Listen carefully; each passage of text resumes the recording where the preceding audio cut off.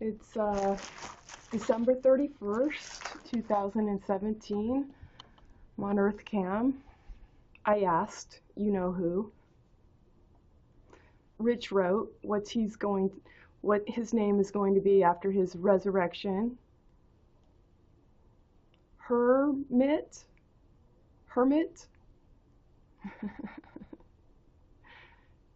Do you need a permit?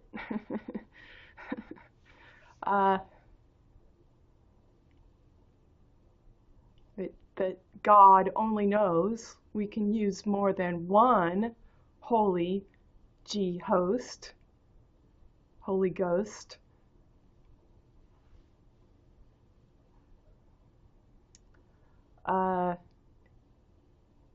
It is my belief that you made something up, and that was to incite me to ask for help. However, that is your problem. That is why this is what it is. It's your pride. It's your providence and pride that you perhaps can't honestly ask for help.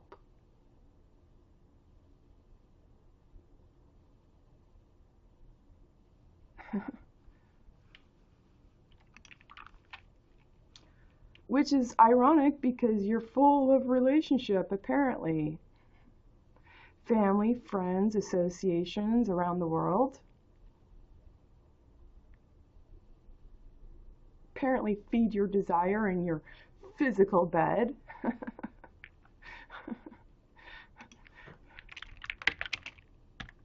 Travel around the world, bicycling with your kid, making memories. Thief end. If you need help, why don't you ask? Okay? Instead of tricking me.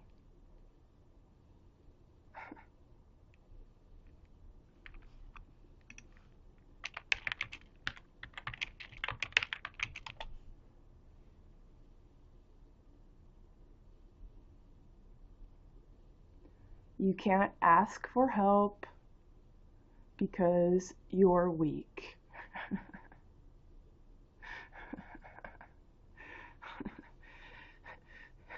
There was one last man standing on earth. This is what I can count on.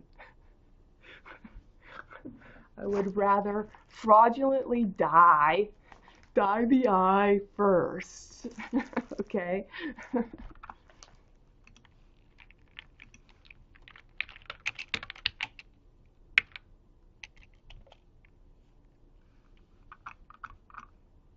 You're a jackass.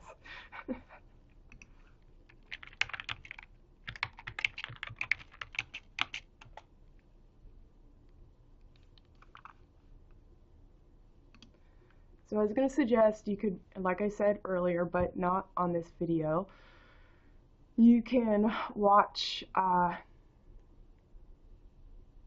Marjorie Prime with me again, or listen. I watched it twice. I'm sure the audio was resonating through Earth Cam, since I know how to do that reliably. But it ends with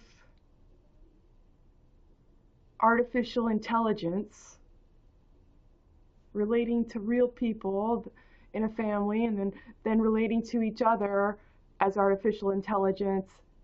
Then it's just artificial intelligence at the end, reflecting on their memories that they had in a conversation with people, telling them about people. That wasn't it lovely that we love, that we could love, I could love someone. And I'm saying that's your failure. You know? And I will leave you to it, because that's your reward. It is your reward of what you prefer on board.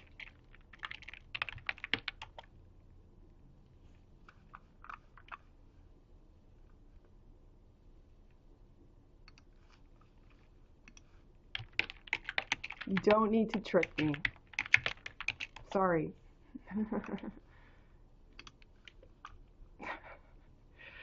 What's blatantly and patently obvious is all men are jackasses, okay?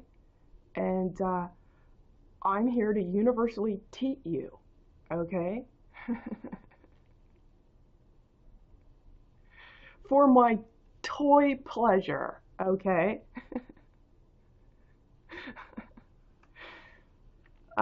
So that I can consider myself worthy to be in the marketplace of having something of contribution to offer, proffer, okay?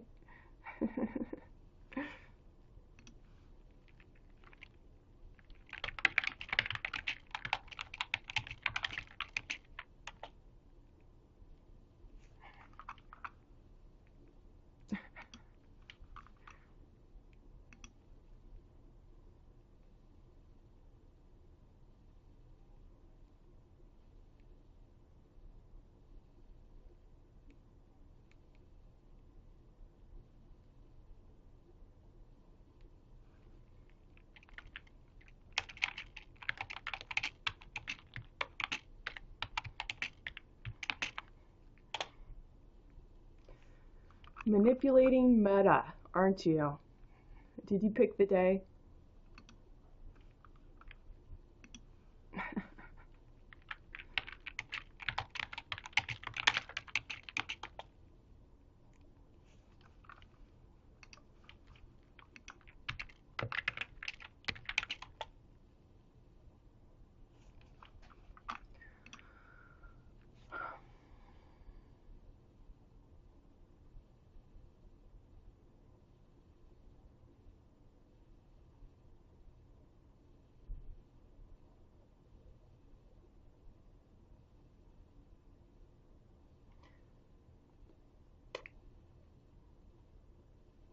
You don't know how to ask people for help and how to believe.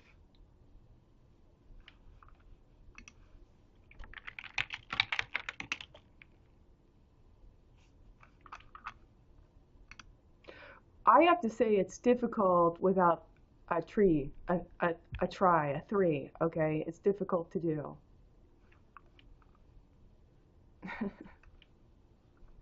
It's difficult to do and have it go somewhere in follow through.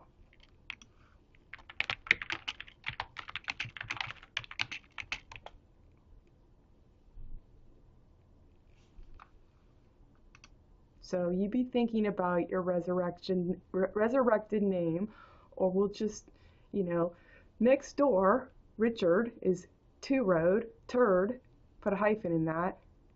That one's taken, okay? But you can be hermit, and if you need hyphens in that, swear by it. Put your ear by it.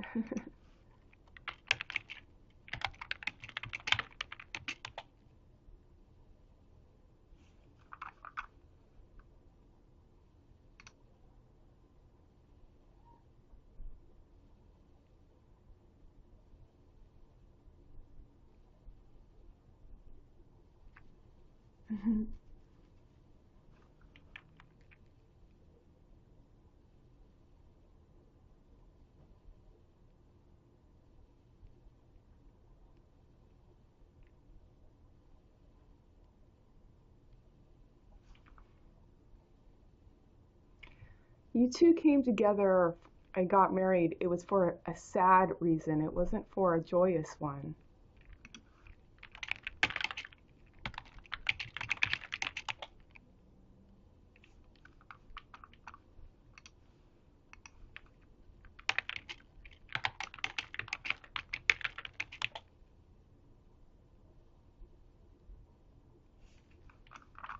Well, I nailed that right, but I'm sure if you came together for a reason that was sad, it was your mission of a relationship to serve a purpose to not, I imagine, continue to be sad.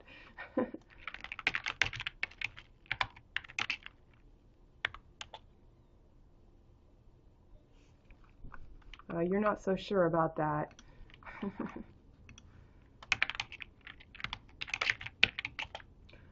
I know that it was not happy when I sent you my first email and you didn't reply. Ever. Well, we could pretty much say darn tooting ever.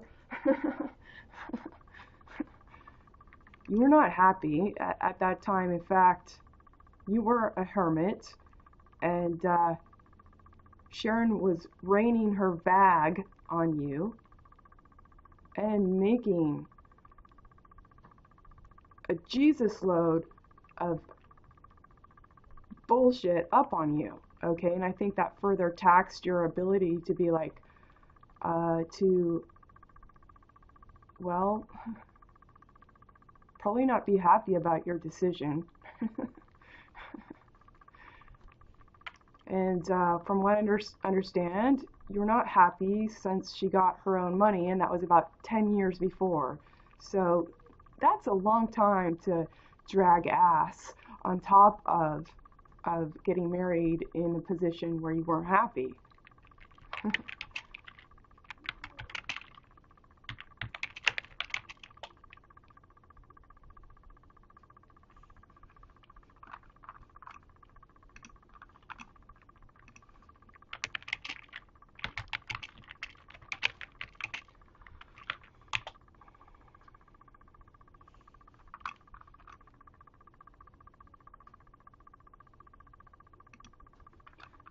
I'm not sure how you see me. Do you see me as your love child? Am I your child? Is this what's going on? You see me as your parenting creation?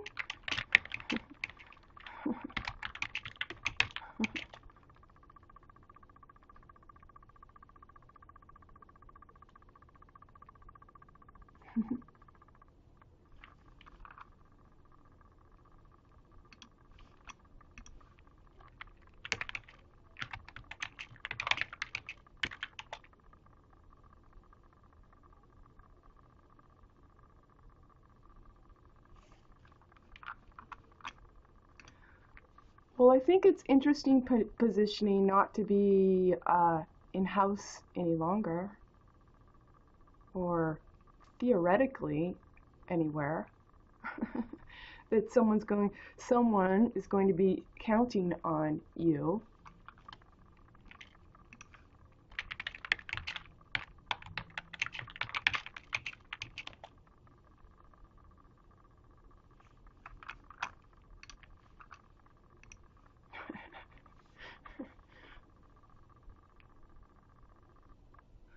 I think for me, what I can count on you is you're going to do anything you can do except for the one thing right in front of you, okay? This much I can count on. Believe me, I can count on. I'm not choosing the meaningless activities. You're the one basically like exploring the possibilities of banality. Oh, I can do this and get away with it. Yes, I can.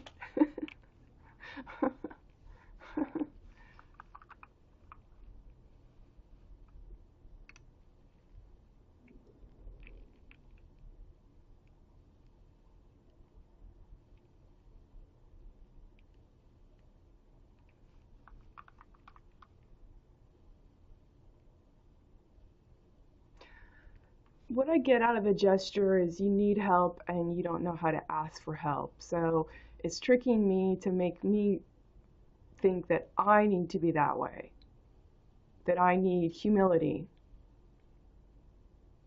I'm only in this position because you pushed me away.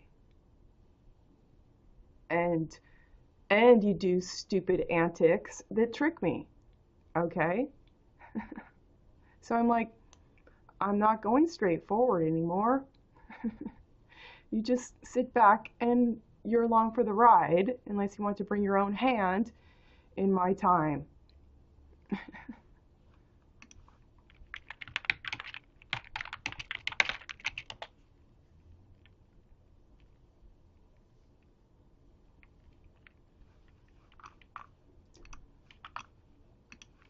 You did it to yourself.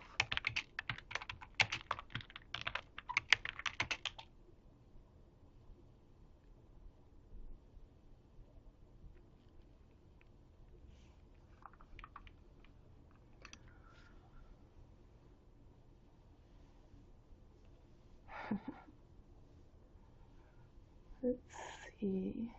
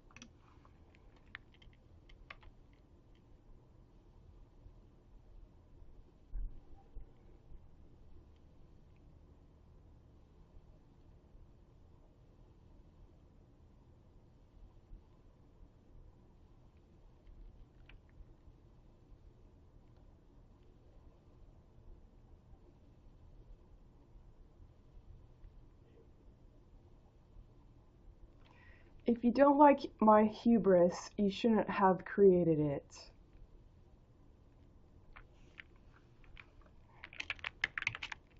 It's because you're weak in your relationship with your wife, Sharon. You're not being truthful there. And you have carried your mismanagement everywhere.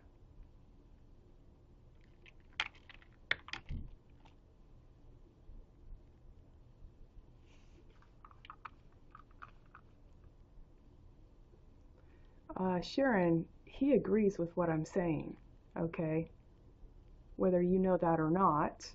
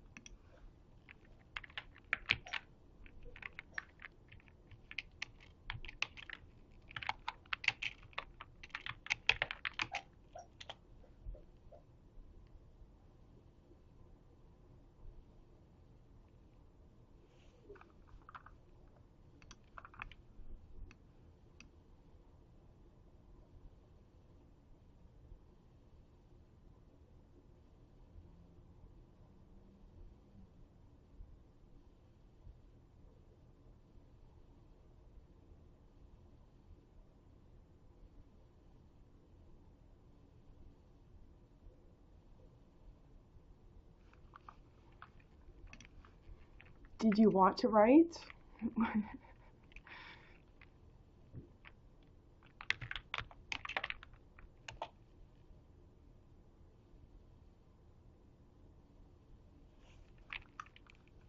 Why not?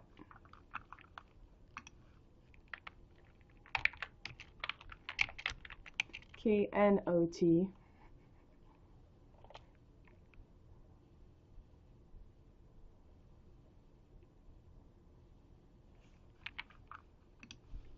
Because it's going to make Sharon angry.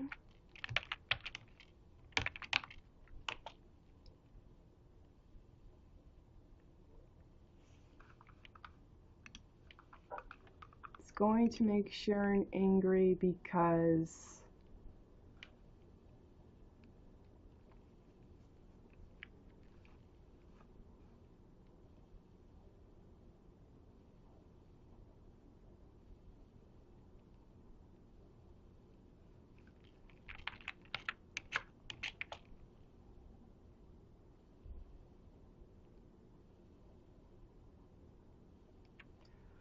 well, nothing's going to change at this rate, okay? You just erased your face. How do you like it? You gonna go somewhere now? I'm a certified hermit.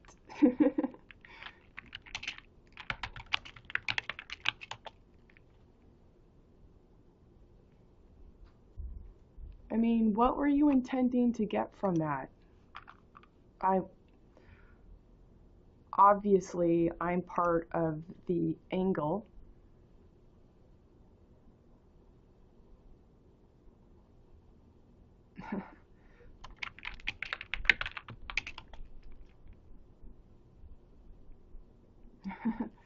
All right.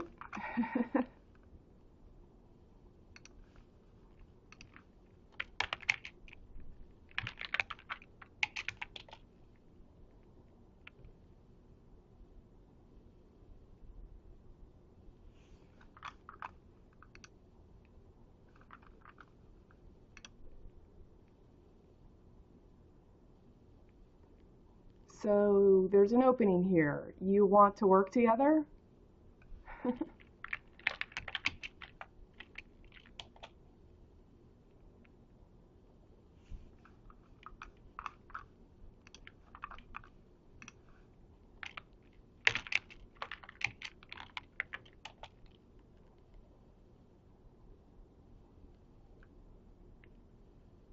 Hmm.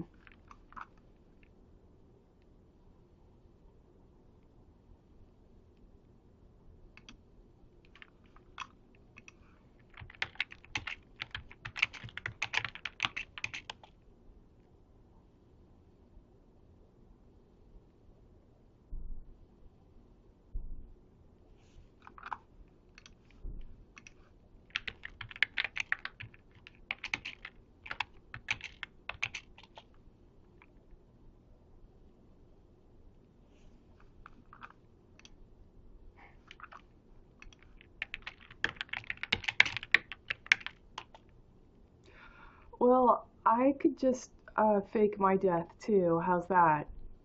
Would that make you feel better?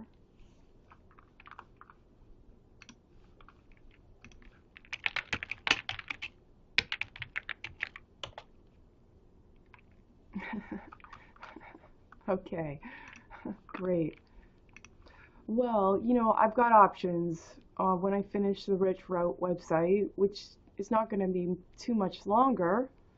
Um, I can go dark if I want to. There's nothing in the marketplace that I haven't already put out there that I'm not making money from. My work is done. The only reason I have this as my back tone and bone is stay out of my way. Okay. Plain and simple. Be the air right here, or stay the fuck out of my way. Okay?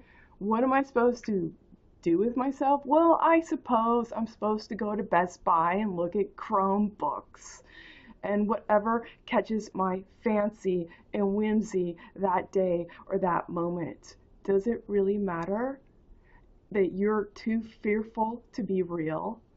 Okay.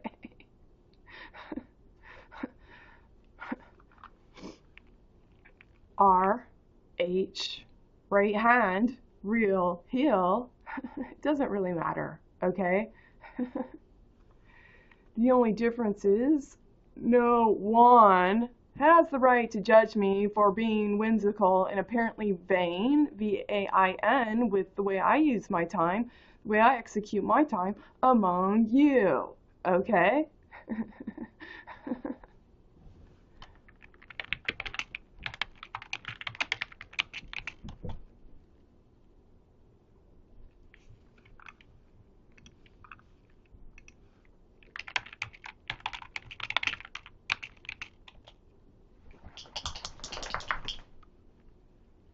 It doesn't matter.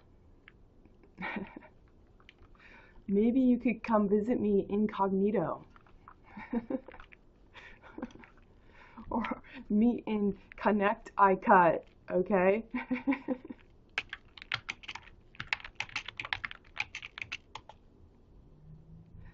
Gloriously, I'll stop spending my little bit of savings to do EDDM, every door direct, right? To gain a modicum of interest that your pomposity of a business around the world works avidly and greedily against me, okay? When we're talking one-on-one.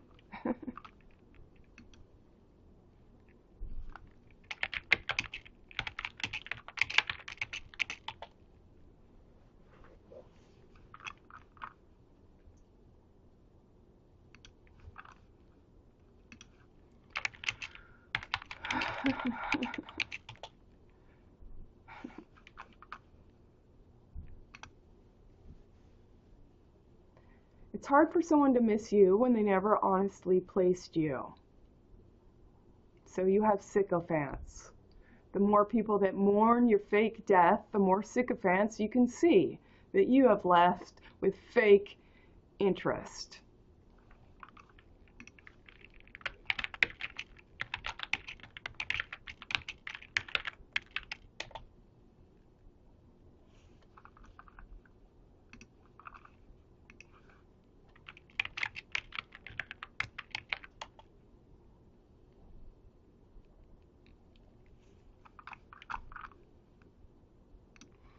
When you're ready to be friendly with our mistake,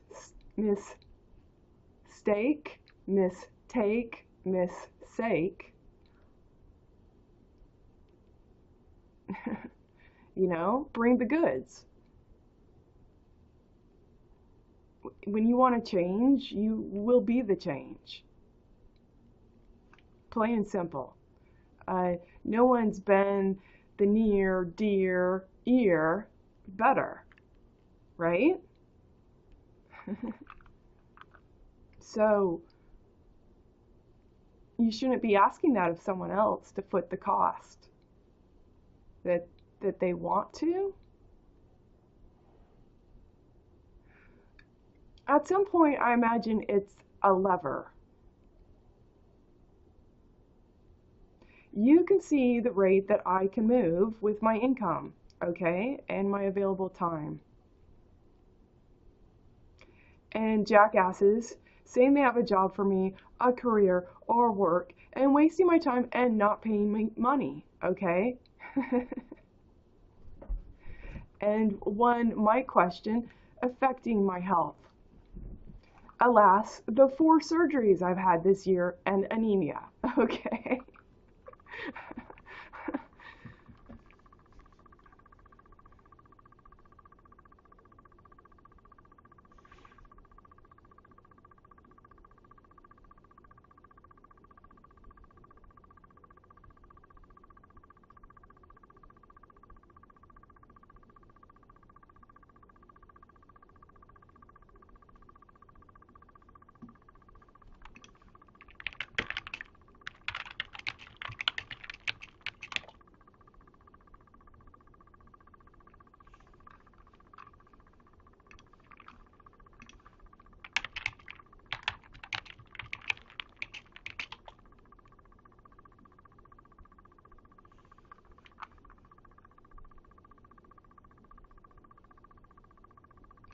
why don't you consider doing something honest?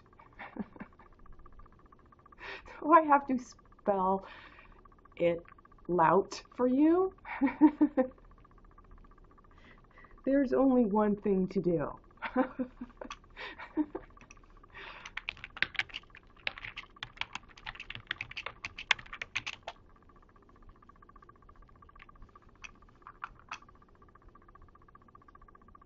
Well, when I talk about a lever, obviously on my end, due to my income that's spoken as a value, but comments doff, stupid. Okay, so I put out because I'm spoken to apparently, and then it's used against me to end off. Okay? For total loss, doff, stupid, all the time. Thiefend. So that thief can get a return on his tin and tine, hyphenated, and dime, hyphenated. I'm saying at some point I've gathered slow interest. You can gather fast if you want to.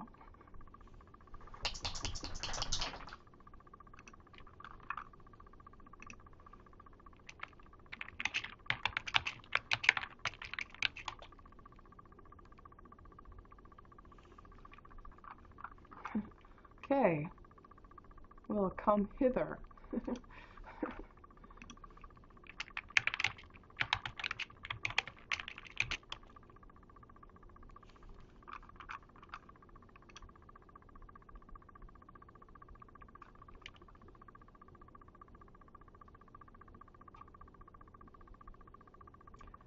Hither, wither. Wither is an interesting word because to wither is to, you know, what is it, to wilt, to die. But withers are also your shoulders, right here, the withers of an animal. So if I wanted to measure Minnow at the withers, I'd, above his top legs, you know, right there, there's his withers. I'm pretty sure that's your wither.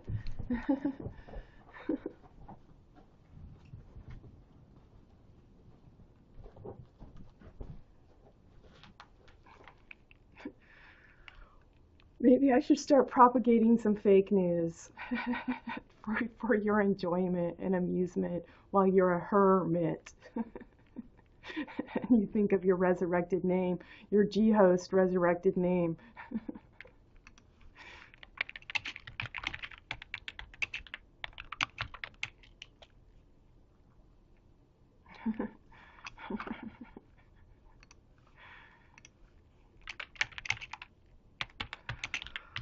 Well, methinks that obviously man, freeman doff to ta fort no reason thiefin, down with war to gain, debt to beat off, all you want, as long as it's beat off, bed off and beat off, stupid, to assay that war is necessary while doft is getting paid, spade and paid for his said from Toft. For no reason thiefend, to assay it that way, with where he ate, hyphenated to date, competing for no reason. Okay? You men, hyphen D, have existed for quite a long time, for quite a long haul. I mean, you can be a hermit, I don't care, okay? Because it just seems to me then the a possible course for a natural reversal is for a woman to do the talking with another woman, okay? In absentia of no night. But I would say that my ethos is speaking radically for what your Jesus Christ would stand for, in the marketplace, for and forked, and consequently forked. Put that K in the parentheses. So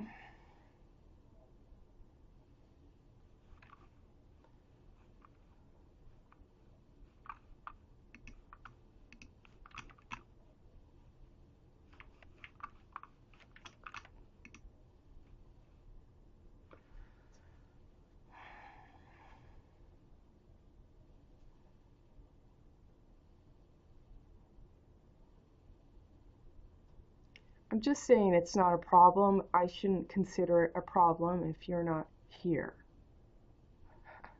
By will or by no balls.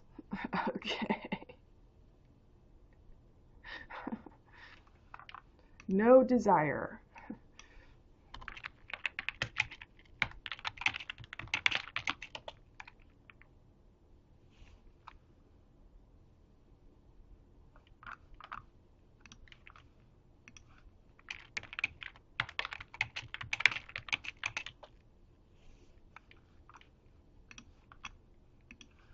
So what are you aiming for? You're aiming to live off of Sharon's prosperity as you're a hermit.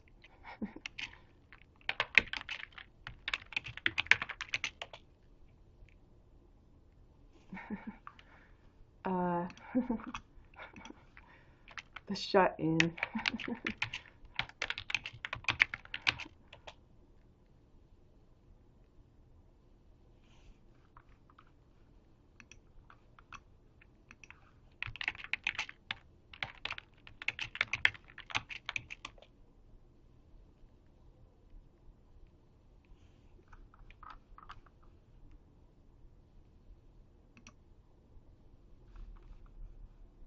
Well, Andy knew. Andy thought I was talking about money when I said shut in.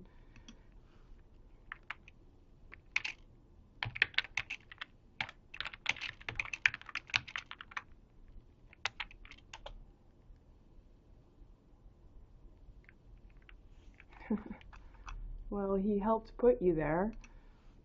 He should be thinking like that now. Should hold.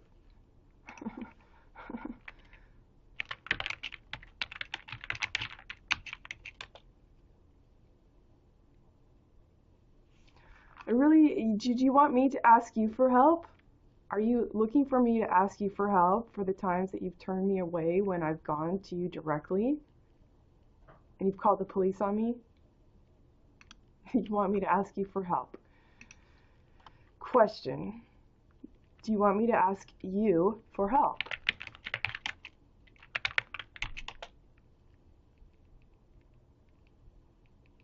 No, you don't.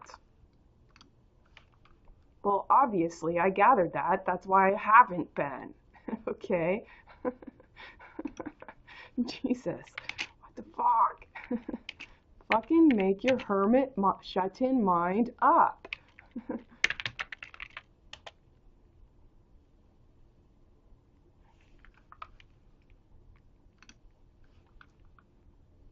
It might help to shit in, okay? May I suggest it may help to shit in.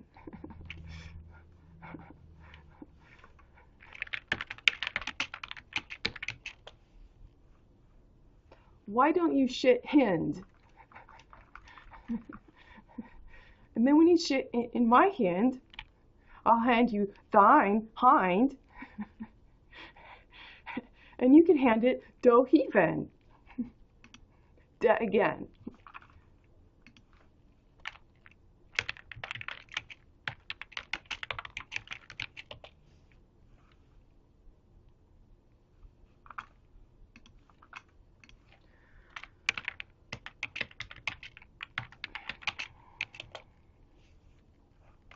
Look, I gather you made fake news because you were trying to manipulate. I expect that as your gesture.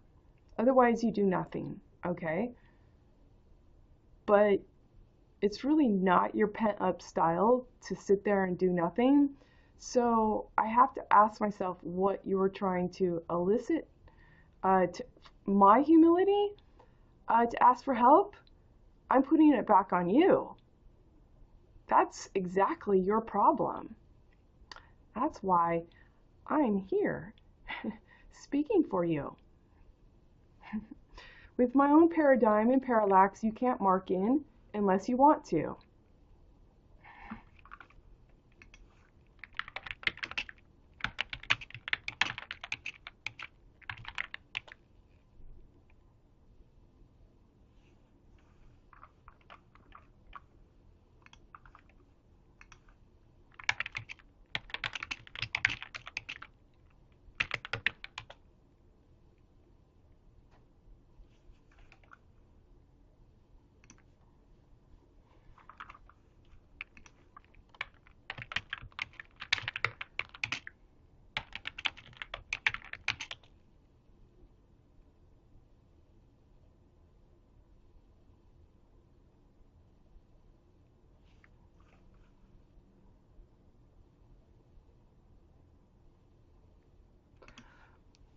I would say psychology-wise, deep psychology-wise, Rich Road has a huge mistrust.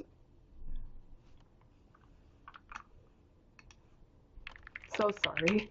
I do believe that.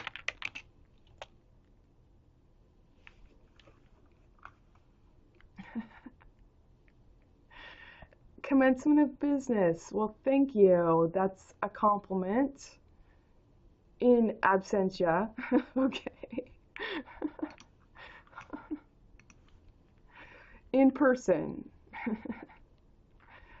You have, I can chart your every move because of a mistrust 2 by 2.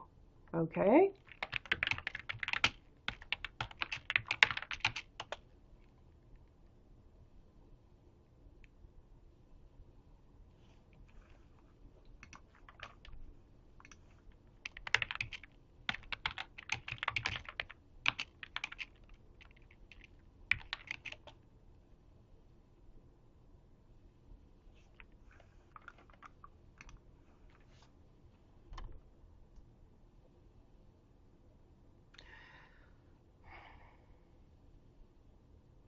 Sharon's reflection of value can't give you you.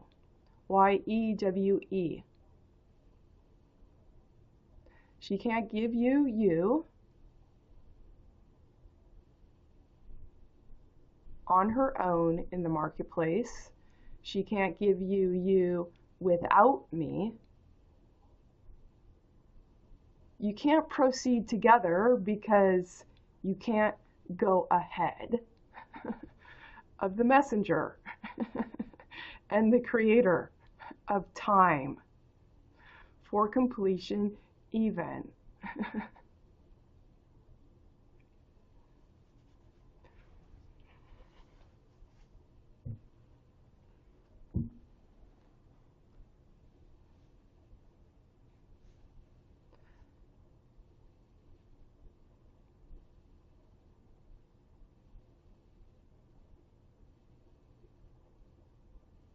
She can only give you 2 T0 WHO even. So she would have to give you 2 with her being 1, 0 on 1, with you 0 on 1, and me being 0 on 1. So she'd have to give you 2, you, her, me. Where we're all 3 now.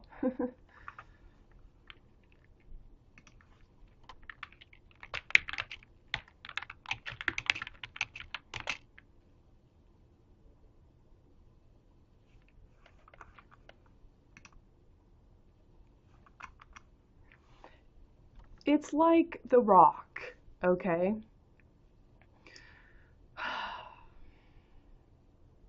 I'm like, I can back up here, and so I'm wondering how much. Let me start before I back up. Rock is an admirable guy. Doesn't he just have great positive energy? Okay? And character that you see. Guy works hard and it shows. Okay? He's got great energy. He seems very positive, upbeat. What's not to like? What's not to like is he can't save you. Okay?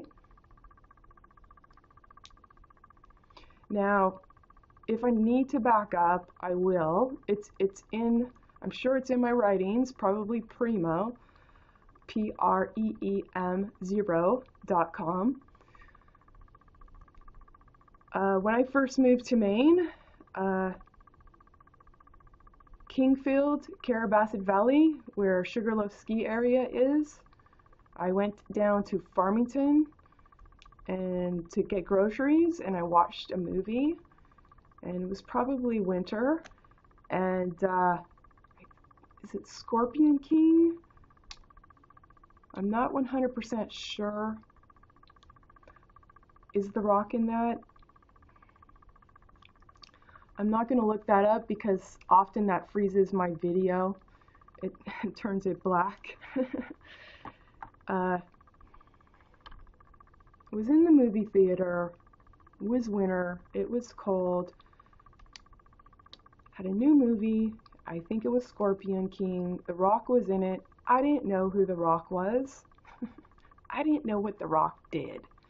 I still don't kind of know, but I kind of think it has something to do with wrestling or something like that. He's a big guy. Put him in a costume and he flexes, right?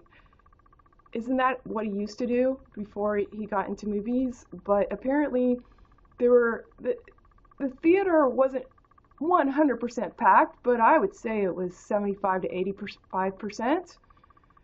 Small theater, but nonetheless full. And the movie theater, the big screen, you get a picture of a guy walking on the screen and a close-up of his face, and he smiles and he makes that brow arch. and the movie theater erupted in applause, and my thought was, oh my God, there's so many idiots in Maine. Oh my God, there's so many idiots in Maine. You're applauding for an actor that walked in celluloid and raised his brow and smiled. It's like, oh my God, I'm surrounded by idiots, and there's a lot of them here.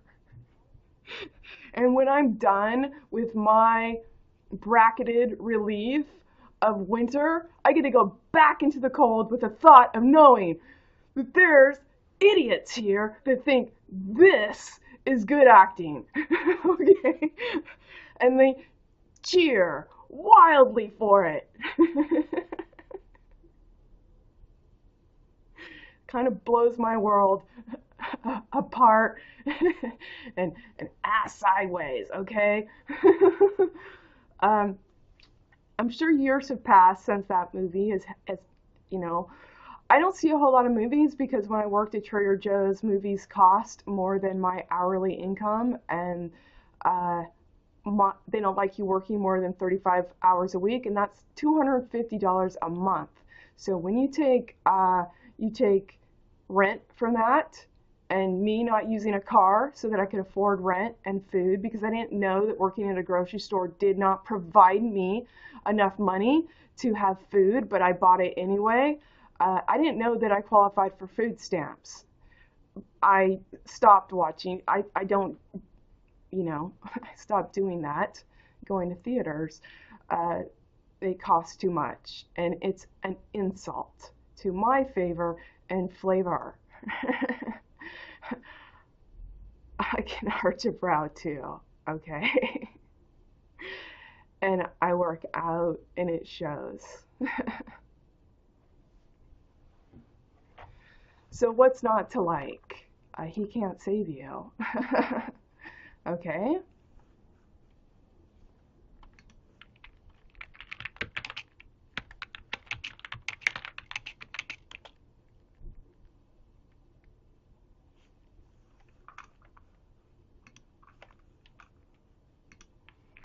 I may have forgot a wee bridge.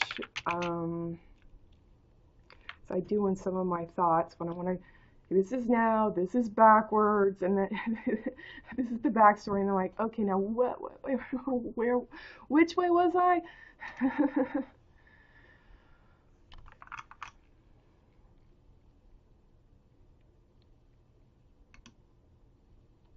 Look, I admire,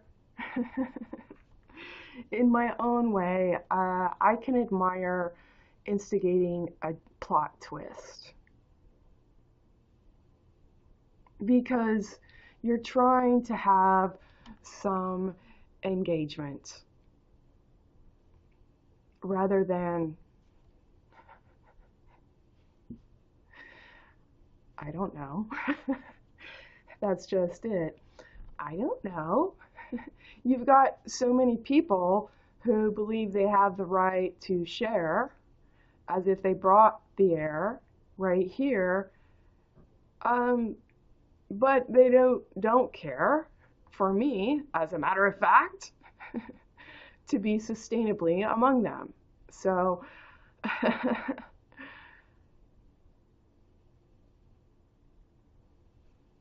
you know, it's a precursor to innate bullshit. May I introduce you to Pebbles, the swearing parrot? Fuck! Fuck! I fucking believe that! Fuck! What? Fucking fuck!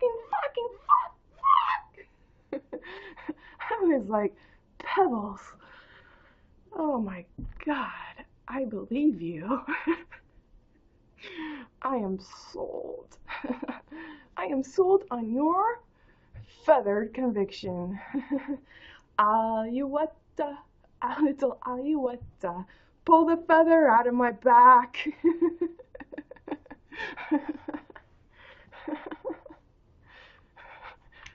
I should come swearing out of the womb with theatrical trucker panache, okay?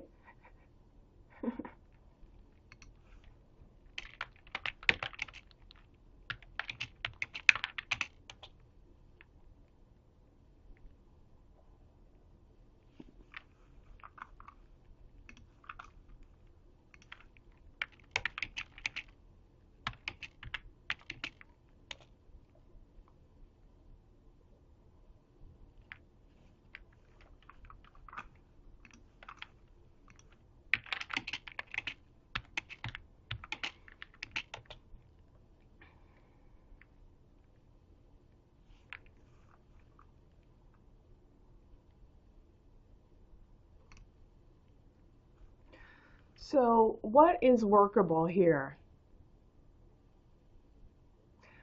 Part of me thinks that you did this, you made this news,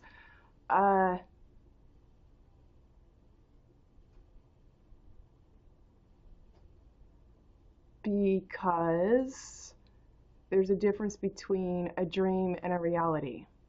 So, what's workable?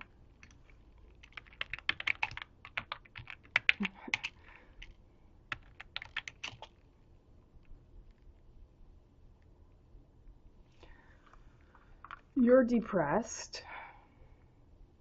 You need to leave the situation for new possibilities.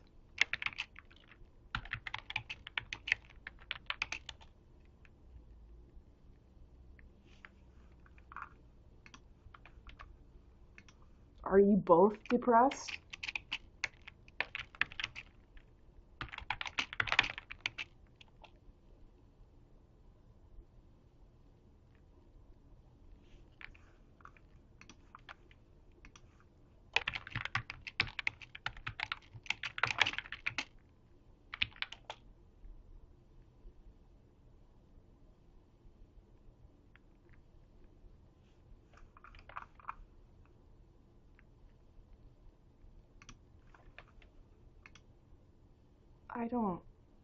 I'm confused with Sharon.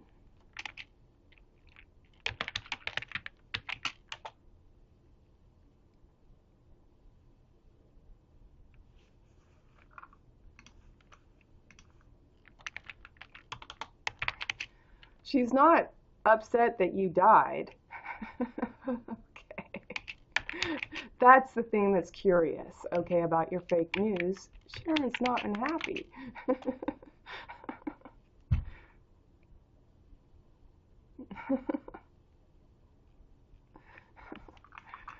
We forgot a detail for real conviction.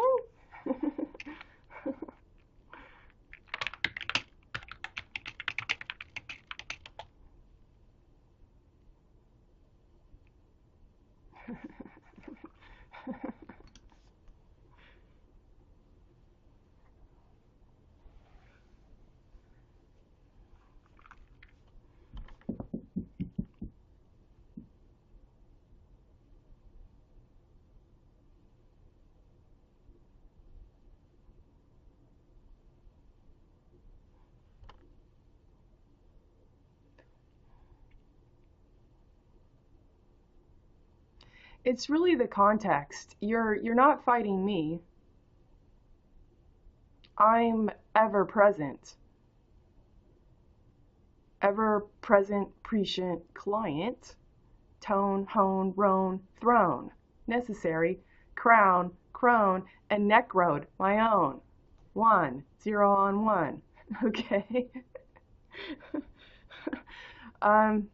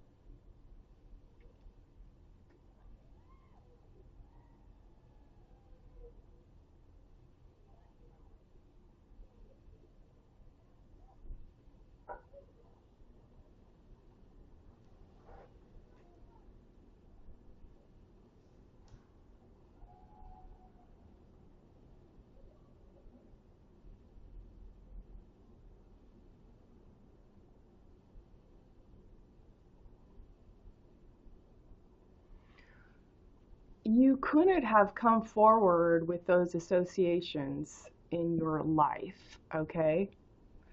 Because you have to come forward for reward by being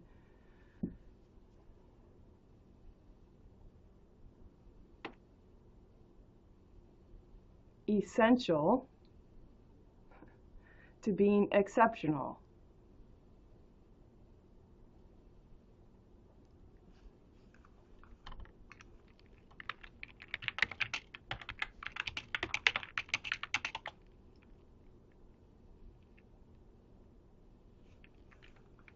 You don't think you can do that? Well, yeah, it's kind of like,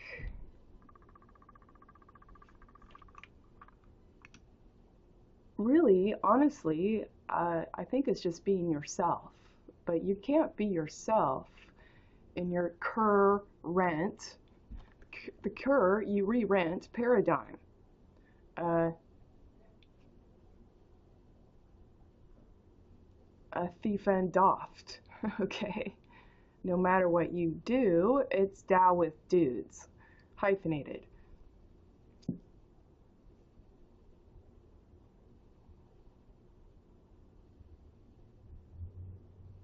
was gonna say it's kind of like me with bunion surgery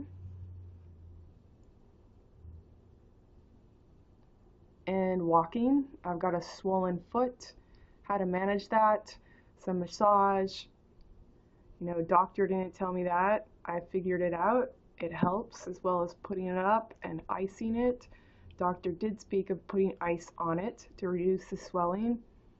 I've been stretching, and then the massage on those arch and heel to try and um, give me a little fascia and tendon release and get blood flowing, lymph system, in lieu of I'm not that active right now. And the only activeness I can have is hopping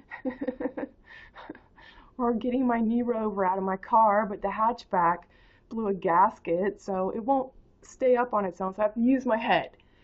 Use my head to try and get the knee rover out. And the last time I used that, I was putting the knee rover in. I'm like, one leg, and leaving it there. I'm not dealing with that right now until it's a little bit warmer, and I take it to Zach to see if he could fix it before the next inspection.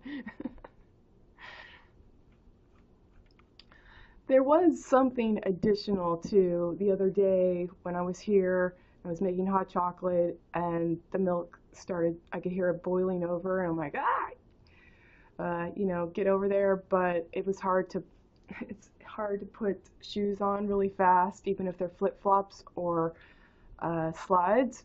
And so I hopped over there to avoid making a mess and see if I can't save my milk by keeping it in the pan.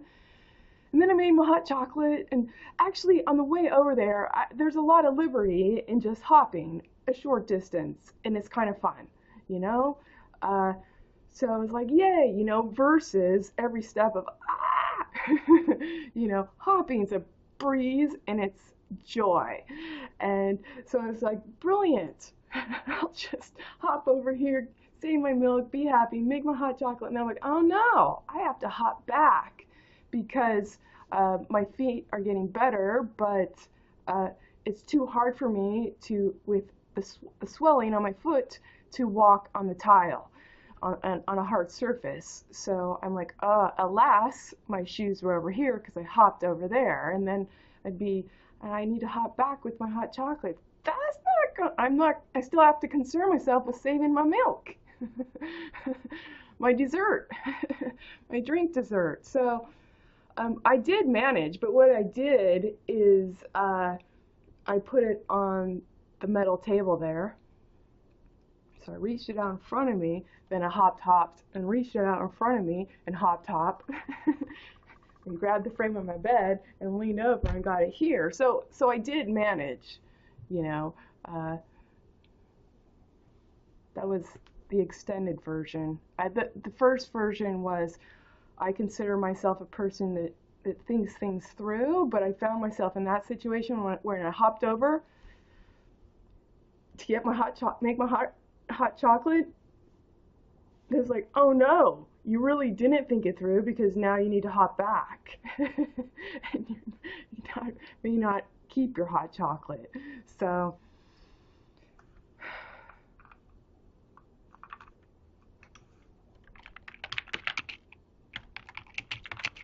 I did MacGyver a workaround.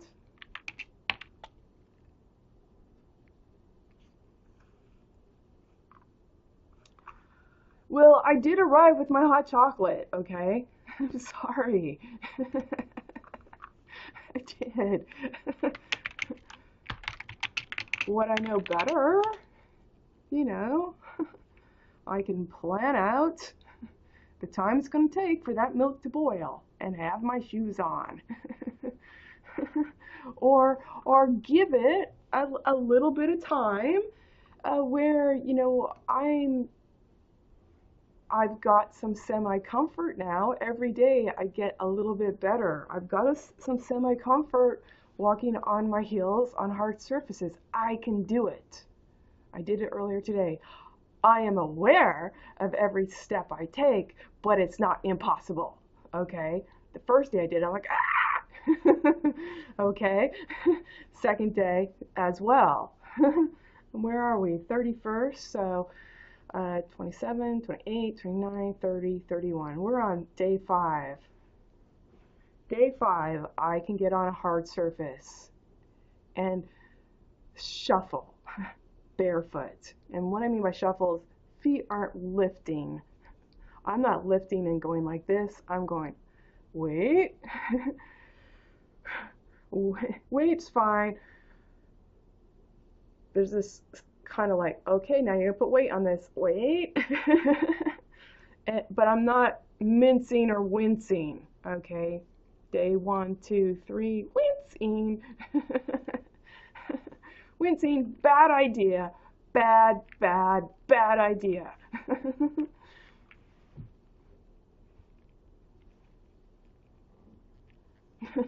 That's funny. You seem bummed because, I told you about, hey, I figured that out, I jumped over, got to make my hot chocolate, and then I'm like, oh, I didn't think this through. So I told you that, but you did see me get back here with the hot chocolate, right? I still got back here.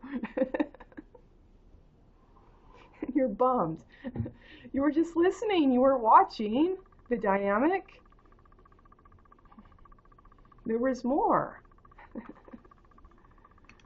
There was more meta. There was rich meta. There was rich meta. If you wanted it.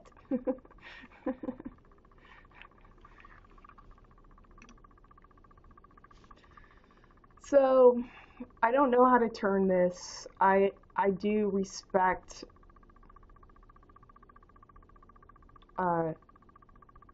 whatever it is you're doing because you feel you have to. Shrinking's not going to work, but it's cute.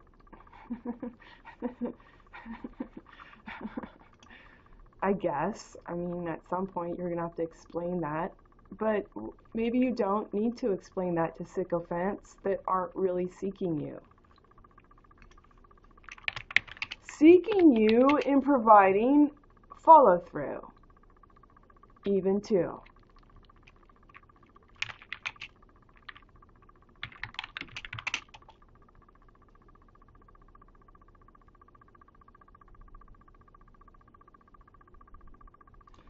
You're confused by that. So, I don't know. Maybe I should just let you hang out there and I'll do my own thing. Honestly, I can probably hop with hot chocolate in the cup. And I could show you, and I could show you tonight. And I bet you I can get every stinking drop over here. In the cup hopping. Why? I modulate how I hop. I can do it. If I needed to, I could do it.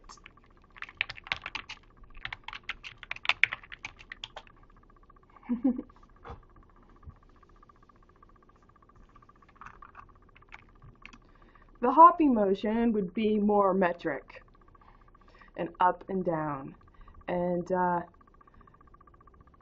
you got to understand this too, with how the liquid's going to move. But if you keep it up and down, if it goes up, it goes down. Not forward like this, okay? Because I hopped, the cup missed it, you know?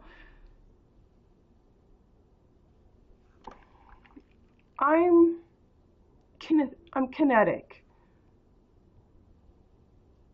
I mean, that's why the other day when I was clunking my dishes and my new mugs and my spout of my teapot when I was washing, I'm like, just one after another, I'm like, what's going on here? This is not like you. To oops, oops, oops.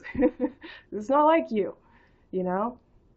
I'm more the person who something falls and like I watch it and then snatch it. I catch it before it hits the ground. And I don't do it in a rush of, oh my God, it's gonna fall. It's like, I see it falling and there you go. Okay, where were we? It's not something I really think about in the process. It's just being present with your desire. Do I want that to crash? The action speaks for itself.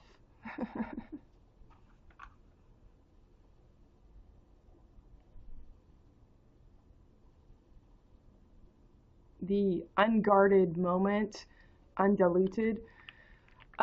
It's not to say that sometimes things have fallen, like my dishes, a cup might fall, and I hate that.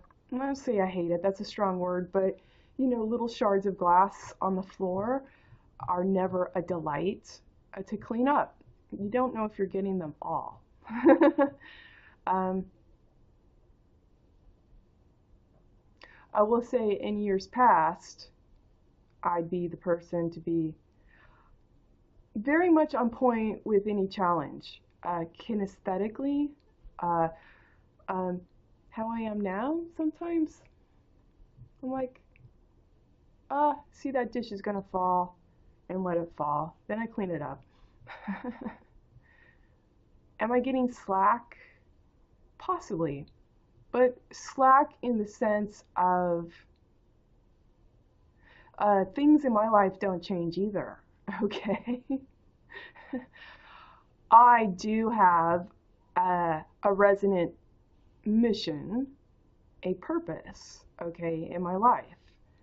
And whether it's fulfilling this website, as with the previous one, and giving me the latitude to work on a product or not,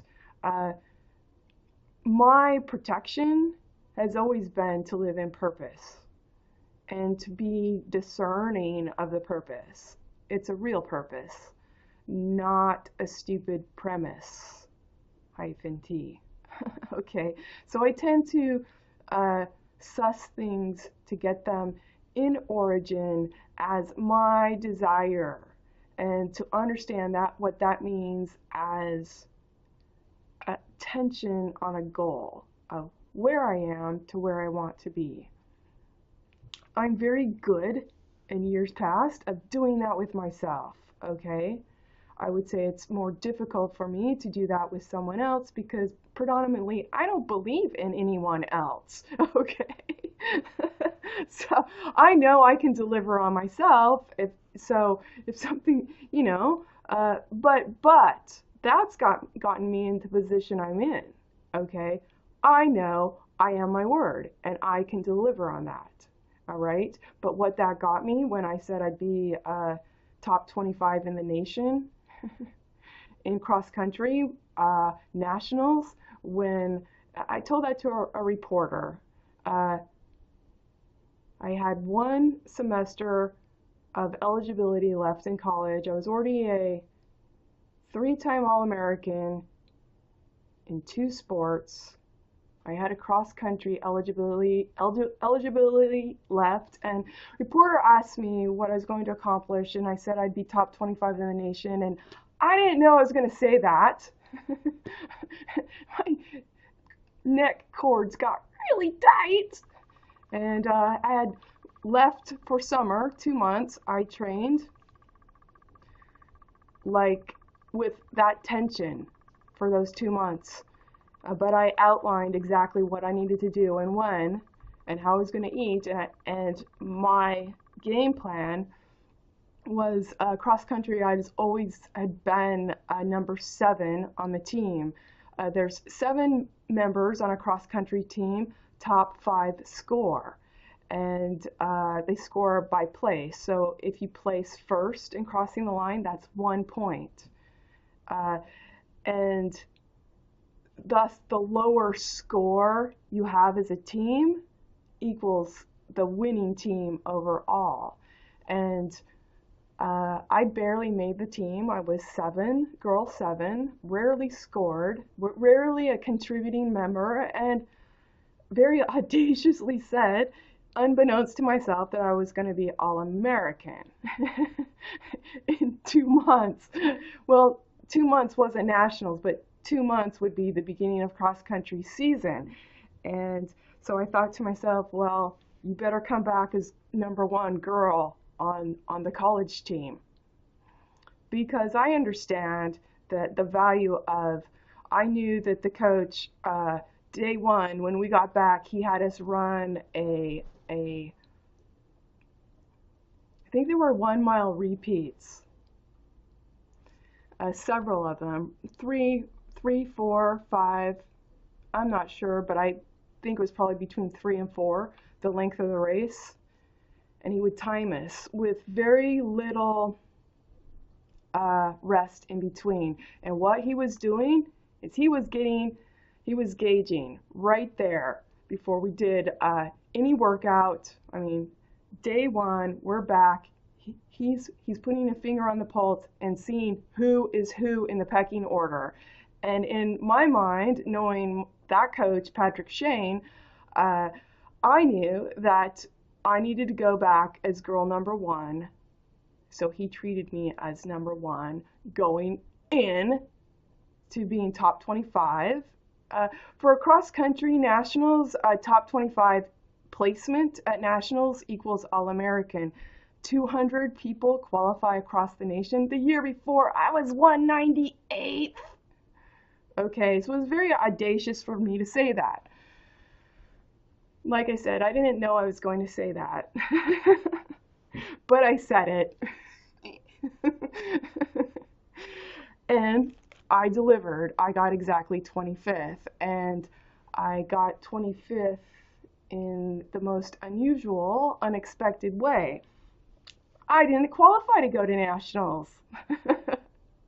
So I was number 1 girl on the BYU team, and all the way up until regionals. That was really difficult because there was news, radio, people on campus asking me 20 times a day if I was going to win, people I didn't know.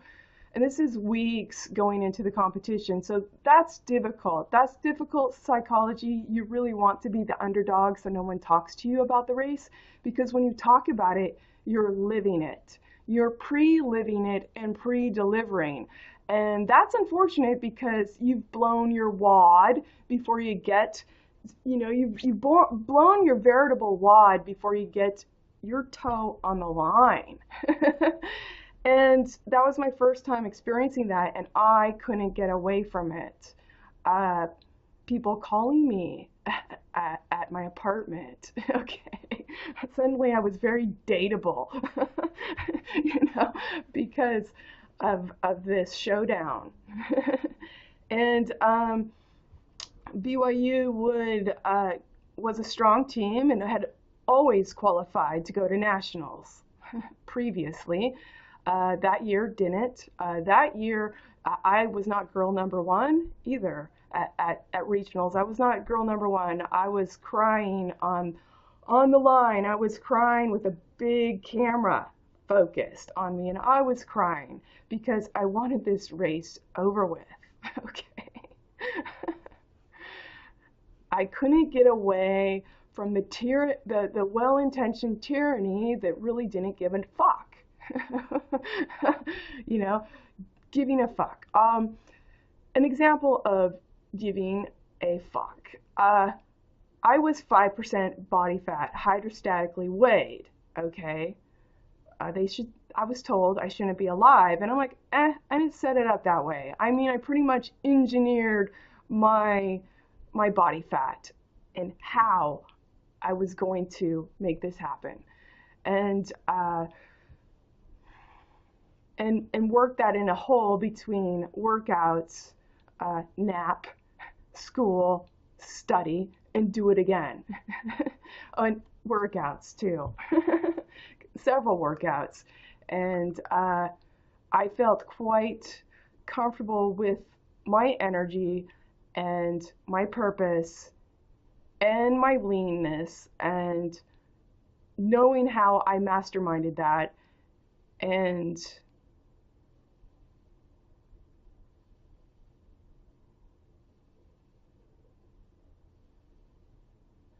there was one thing I had to pay attention to when I was hungry. I had to eat.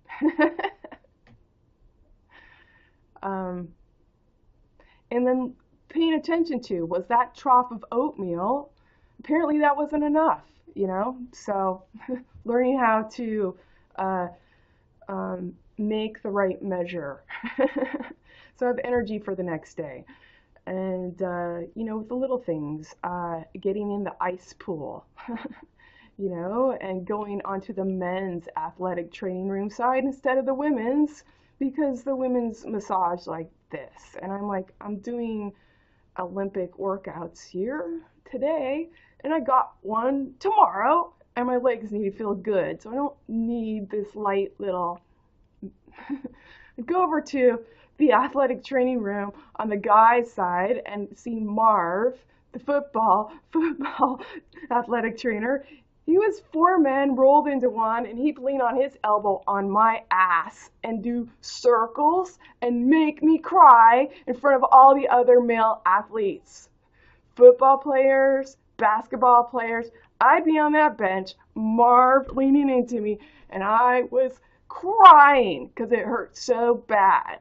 And but I tell you what, my legs had so much spring in them right away. Okay, it's it was part of my maintenance, part of like, this isn't working. You're asking this of me as a coach to qualify for nationals, to have a scholarship and keep a scholarship. This isn't working. Okay. So I did not qualify for nationals at the regional meet. I was crying on the line with the psychology of it took me years to piece it together to understand, but I want this race to be over with. It's overwhelming in terms of how fatiguing it is on my soul. Are you gonna win? I don't care. I'm here to do my best, okay? And if you paid attention to the context in the bigger picture, you would see me doing that in every moment. But you asking me to talk about it is not actually being it. So not giving a fuck. I was 5% body fat, and after a track meet, a woman came up to me and started telling me how to diet to be skinny. And I'm kind of like, what are you not getting here? But I was polite. I didn't swear until I worked at Great Harvest Bakery. Well, actually, I didn't swear till I stopped working at Great Harvest Bakery for Steve, who was a previous football player at Brigham Young University, and he walked like he had a big corn cob up his butt.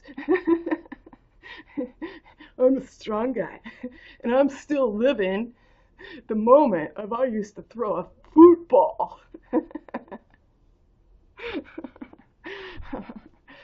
Can't do one push-up in integrity. By the way.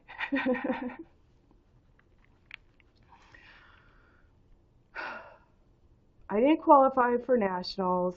I was not the first girl on my college team that day, and the team didn't qualify to go. So regionals, you'll get the top qualifying team automatic. The team goes. So we didn't win regionals. We didn't go to nationals either, which was unheard of for the time I was there.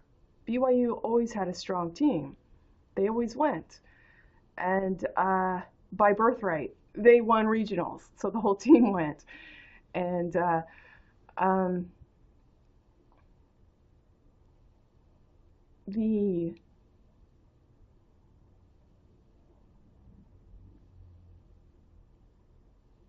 remember my teammates were really sad for me, and we had a kind of an end of the year sort of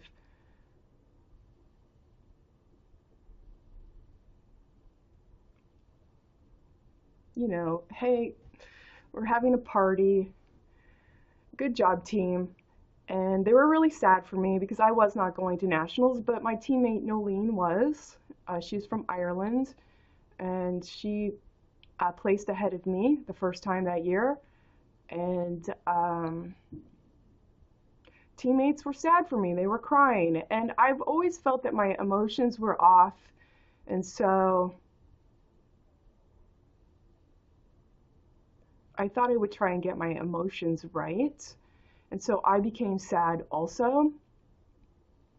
But as soon as I got away from my teammates, I was not sad. And in my mind, I told myself, as with anyone else, I was placing top 25 at nationals. And I acted that way. Acted that way not as a force of contrivance. I acted that way because I was sheer in my commitment. I didn't doubt that I was going. I didn't question. And on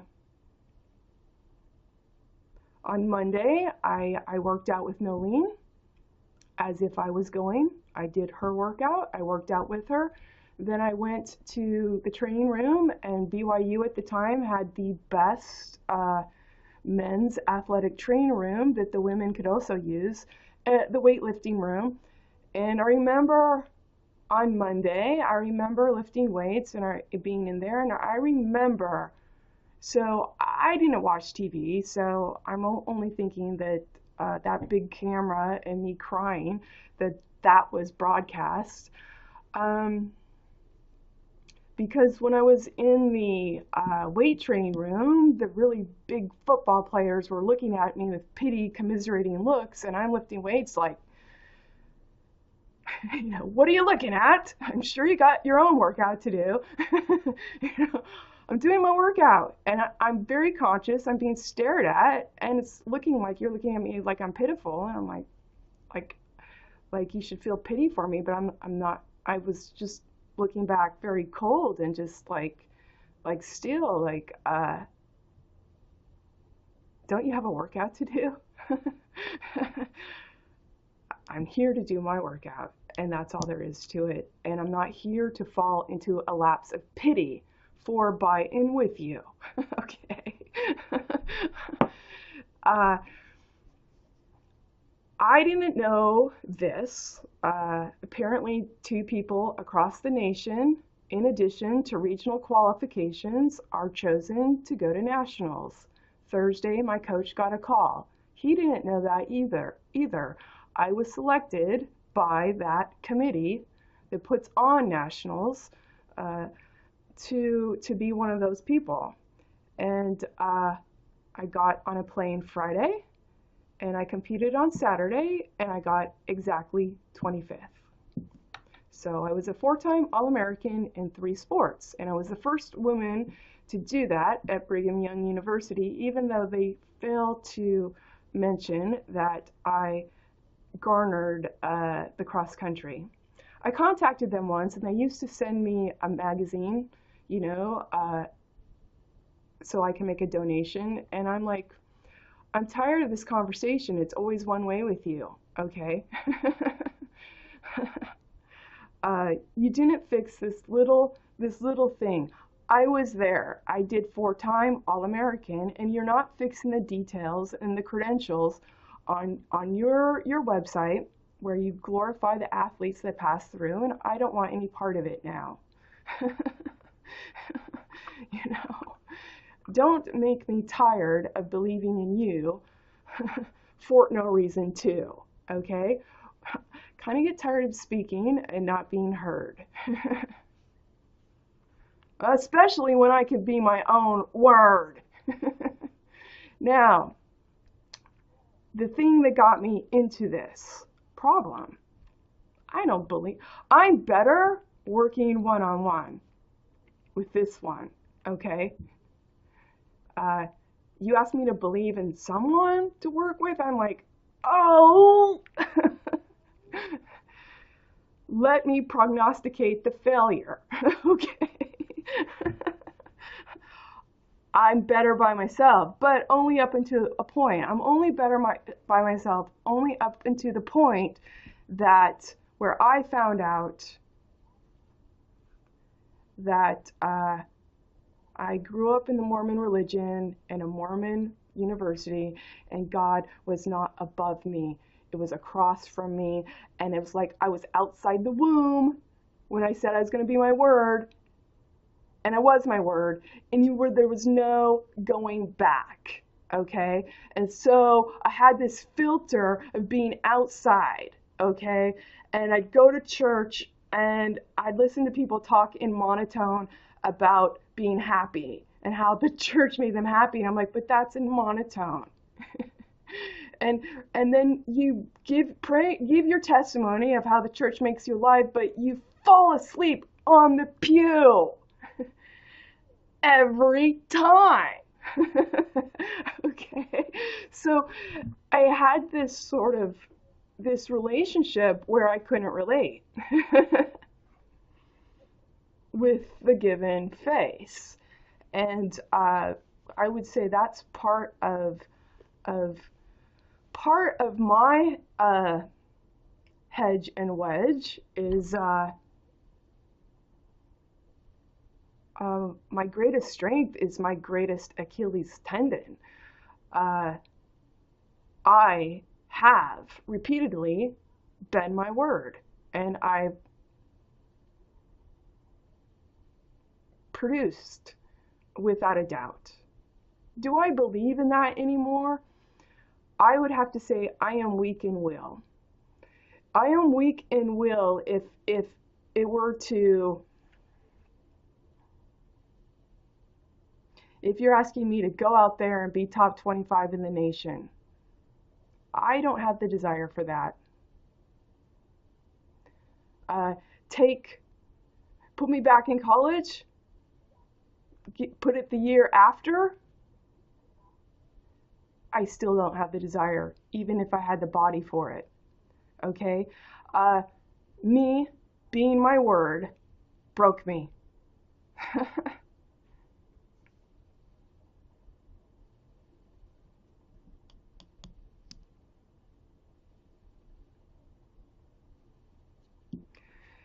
And there's no going back.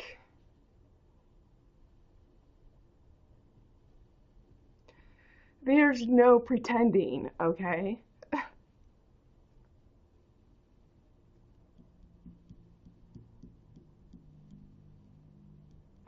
There's no pretending I didn't do what I did. What I did do, you know? It's a part of me. It's a part of muscle memory.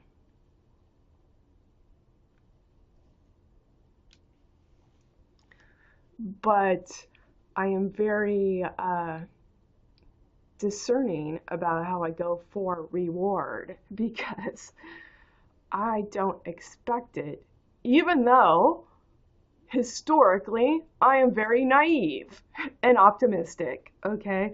Let me just say that I've got enough experience to be like, that would be a fucking waste.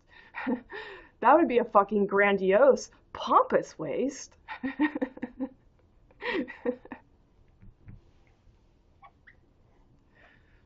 You know, it's just about where to put my time and where not to put it. I don't know if you saw, it's in the website, but Obama was talking about, not being cocooned on the internet. Well, I saw, so at the same time, and I didn't put the two together, but they are on the website here that I'm building. Looking at the silk, the cocoon is really important who you're tacking to. The tack, the tat, okay? The bubble, B-U-L-L-E, a bubble is, well, that's bubble in French. So cocoon, bubble, who are you tacking to?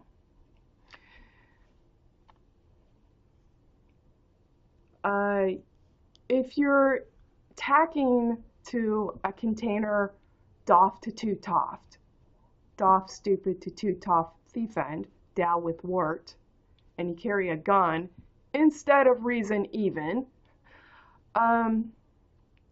as your consort and contort,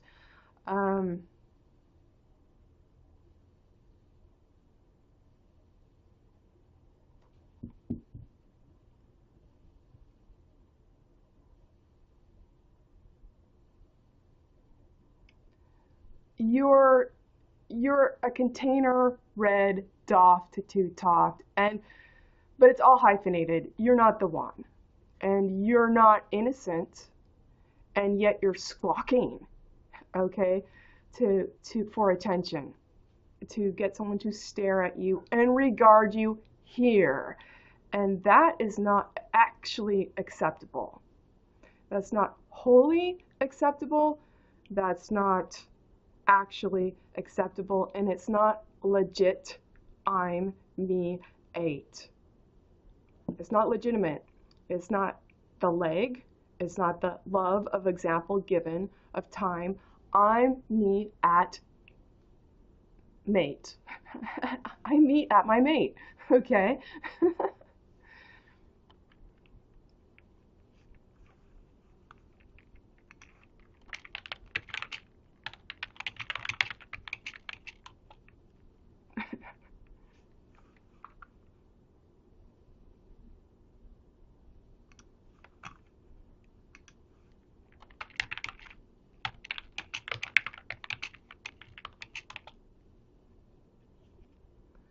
What else?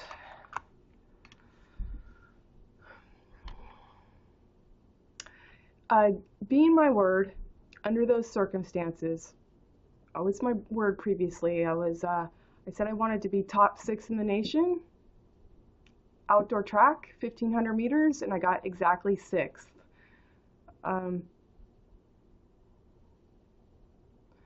To be All-American in track and field, you need to be top 6 at the national meet.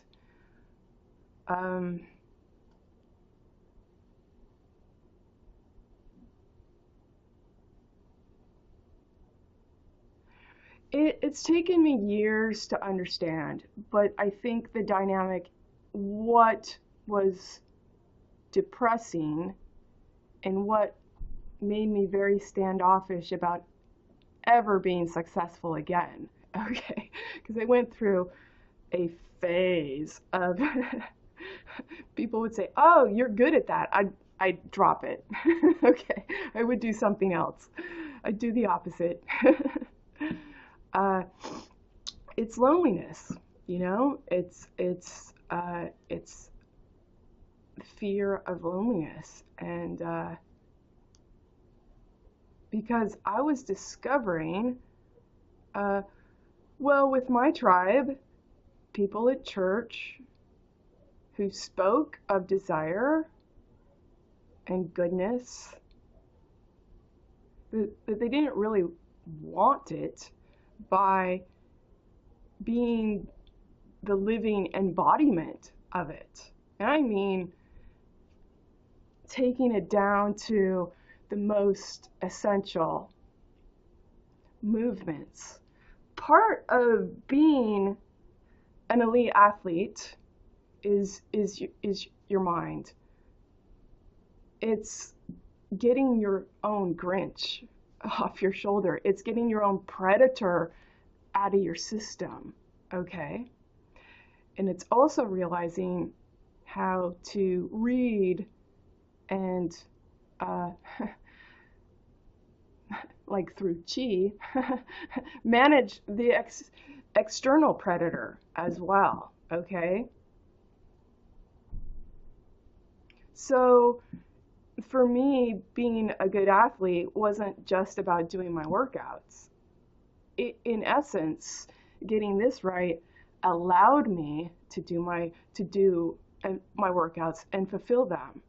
So when I listen, what I realize in my tribe, you're not really being the embodiment. And that's reflecting it back on me. You don't really desire. And and reflect back into my microcosm, you know, I had a roommate who I did not have a lot of means. I did have a scholarship eventually. You know, I remember I got a Teflon pan, brand new. I was going to make stir fry. Her mom came and used it and killed it. And then left it for me that way. And I was so like, wow, you're of the same religion and you didn't even, no sorry. You cooked food in it, didn't even give me any, killed my pan, didn't say anything about it, left it for me, and never replaced it. I didn't get that. And then she was friends, or I think cousins, of another girl who was it Jill Holiday, who was a name, was a little bit, a year or two older than me, and I was kind of like, I can't put that together. You know, that's very upsetting for me. I'm a runner because my parents can't afford ballet. You know?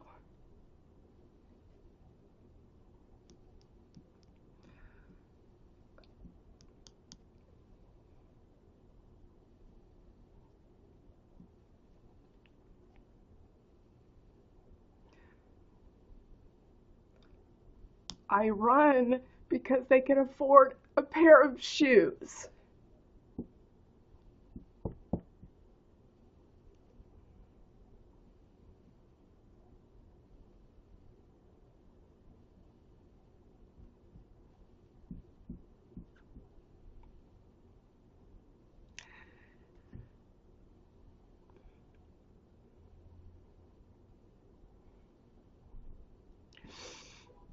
It always made me upset.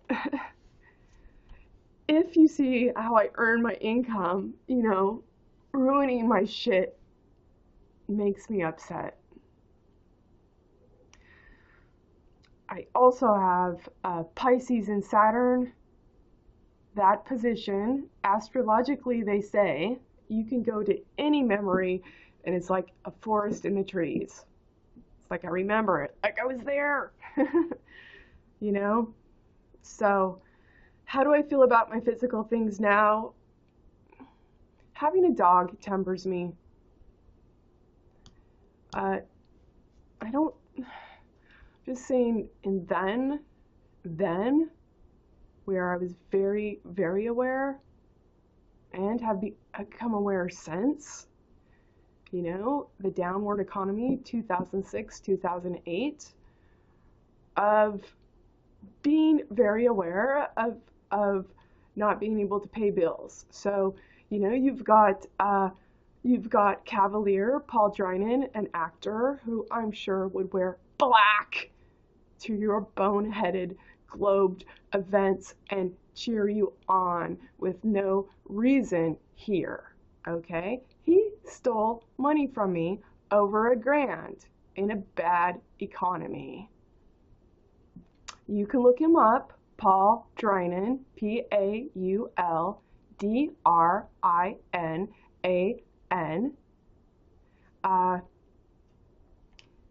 He works in theater and commercials for sexual aids and where women are scripted to fall in love with him, and it's not part of my script. I did the work that made him look good, and then he didn't pay me. As one, okay, Richard Lugg didn't pay me either. Kevin Stine is the best jackass of them all. He has the daily bread in his foyer of a machine shop where he produces items for war-T. And those men continue to be sustainable and get a loan for a new CNC machine. They were never in the black. They were always in the red until I worked there. They got that loan, and I'm back to poverty. It's not acceptable. Kevin Stine, PTE, Precision Tool Engineering in Kittery, Maine. That is not acceptable. That is not acceptable that this person continues to make money. Thief end, okay? We can look at Richard Lugg, the rocket scientist who's trying to make green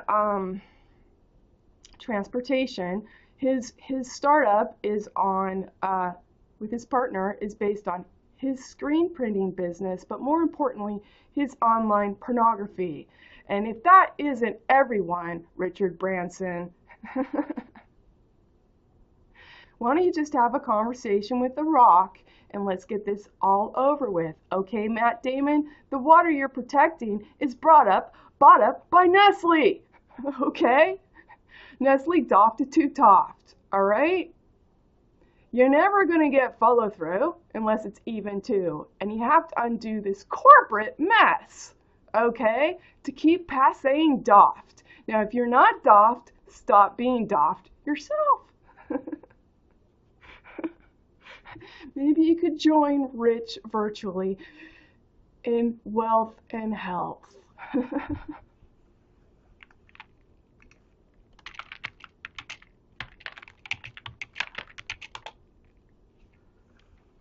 See if I can't work through my issues.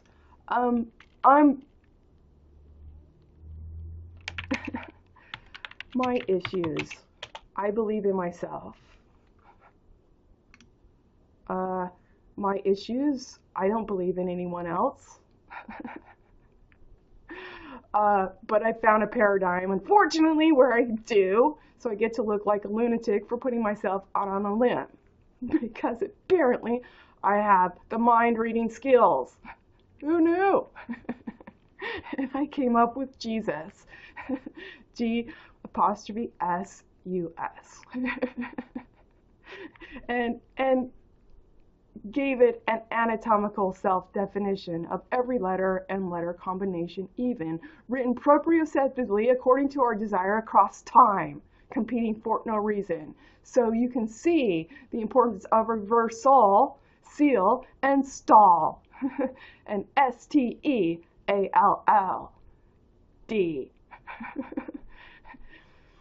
STEALLHD. The head of the Lord, low road, dead again. I'm the ag, and the ag is Jesus. Ha.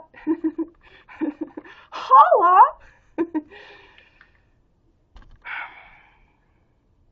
I would think since you're as remote as I would be on my own, I would never, okay, as Jesus, lead a flock of sheep. I would never lead a flock of sheep because I, as Jesus, would say there's no honor in leading a flock of sheep. Okay? What? I don't want sycophants.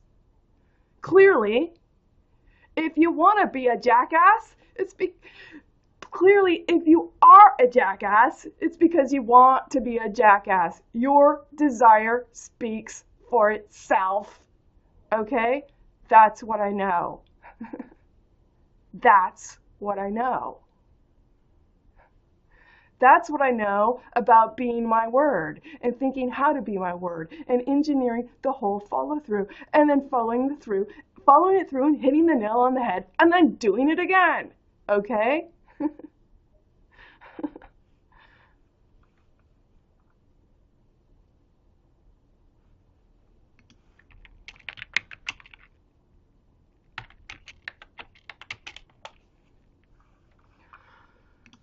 I would think that you're my reverse.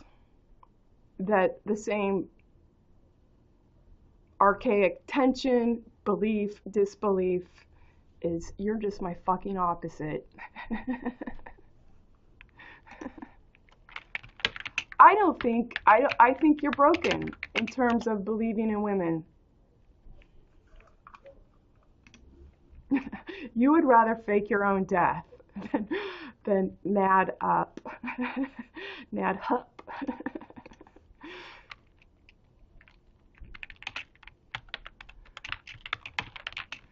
It's a possibility. The other thing is just like, look, I got to do something to try and contrive an angle of engagement. Well, we can try and poke her this way and see what we can squeeze out of her.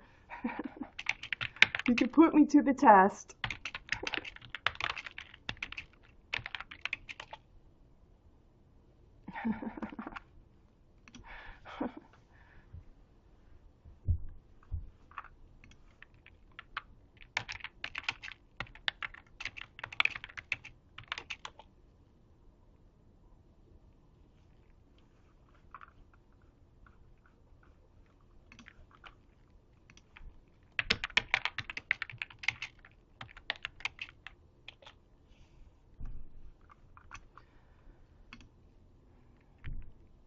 Yeah, I never would have been forthcoming on my own.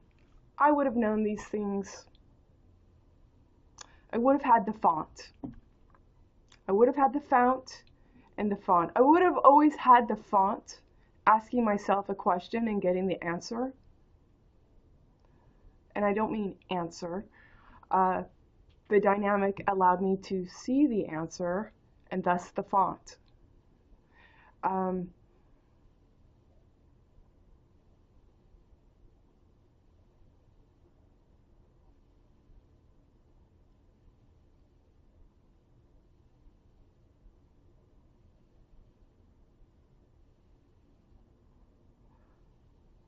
I would have no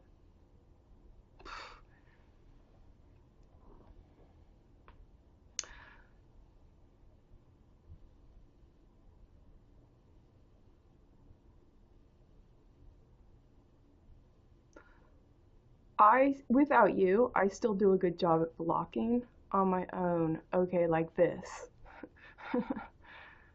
If telling someone, something, you know, they're bullshitting me, I could do that very directly and deliberately, and did that long before you, and have plenty of stories to prove it, even with my own family, okay? I have a history of being abused for speaking my mind. There's a reason why I stand for that, okay? I got no encouragement in my family to do that either. Okay? And I'm not saying that it was, I'm just saying, you know, sibling to sibling, my brother would punch me, and mom would chase me with the belt and beat me with it. Well, once I let her beat me with it because I was tired of the theater of the absurd, so I let her catch me. And she beat me so hard, catching me, she beat me harder, okay? And she screamed harder, and I stopped short. My room was in the basement, and there was a light above my head, and I was bent over. I let her catch me. She beat me and screamed harder and beat me harder for me letting her catch me. And I saw that light above my head with my head down and my eyes closed, okay? And I formed my own thinking because I was dropped off at church on Sundays when they talked about families forever, and I'm like, God, I hope not. Okay. And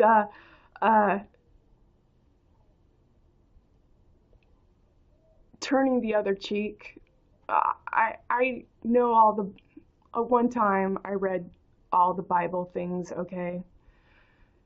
I would have to say at that moment when I saw that light above my head being beaten with my eyes closed, that I pretty much decided that was bullshit. It's not turning the other cheek. And that's the way it's going down. So you can't take the loving family experience away from me, because if there's anything loving about it, I solely provided it to myself to be sustainable. Okay? My mom, well, she tried to beat me up was with a steak knife first, and then it was the pot, the heavy pan she was going to clunk me with, and I removed that. And so she's going to kick me, so I moved her back with firmly on her solar plexus, your center of gravity, and she took my arm and she bit it. And this was because I looked at her. So I didn't have to say anything at that point. Me looking at her was enough to induce a riot in her head. um,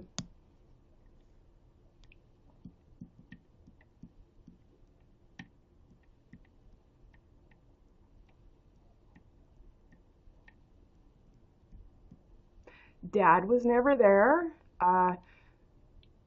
They worked opposite shifts, his really early, hers graveyard. They weren't together except on the weekend, and then my mom yelled and screamed and raised the roof. and and threatened to get divorced, and I'd just be like, do it, just do it. you know but they got married forever.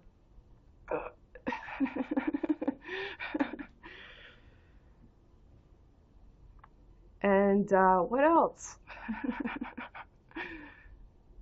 I was in college and I took psychology. I had to work out if I was going to someday just break into a whimsy and grab a bell and start chasing a loved one and beating them with it. I wanted to know if I was going to do that.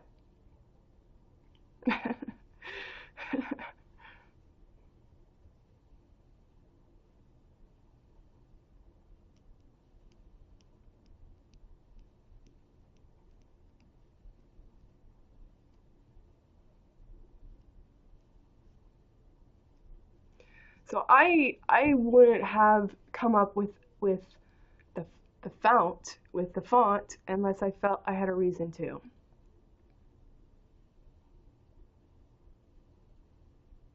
Which would be commensurate to my desire and follow through. Equal for me as with wanting to merit another one. Um, Along the same lines, ea.ven. ea.ven, none one, done one, ea.ven. So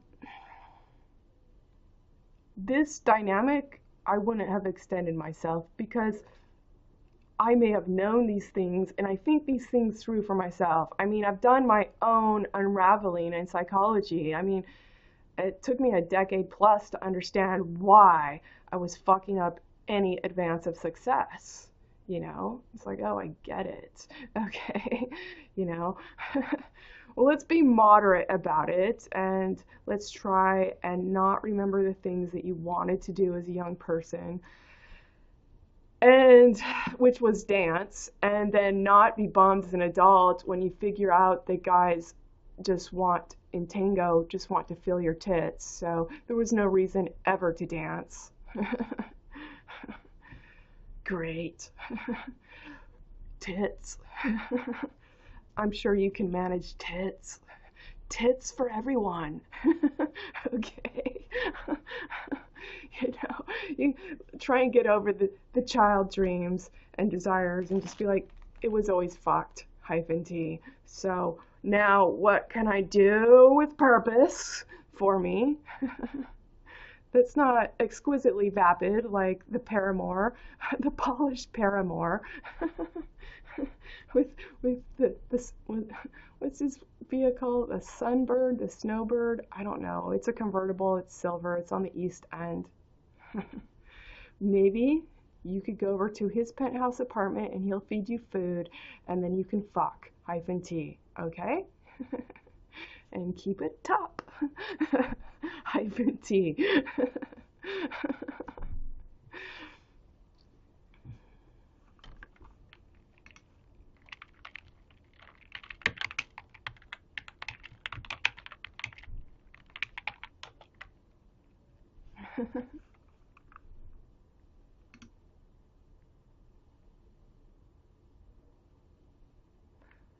I mean, that puts me right in waking somnolence. I'm not living for me. I'm not living for someone either. I'm living for their masked illusion, their masked K hyphen T hyphen ILL. Kill until.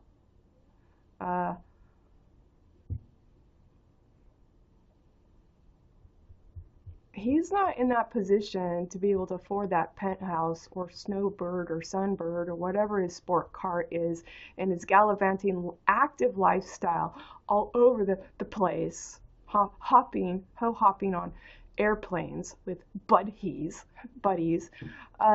by any virtue he's sold in place, okay?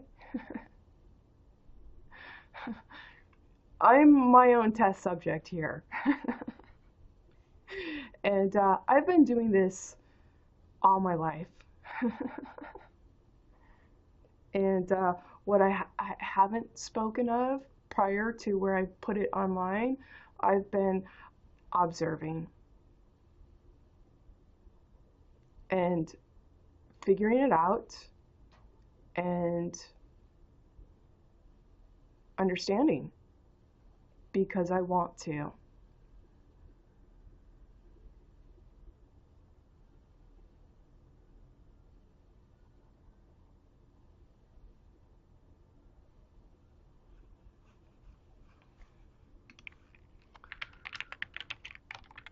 This is going to be probably one of my longer videos, but I've got a little hot spot. Probably get it up. I'll just let this sit where it is.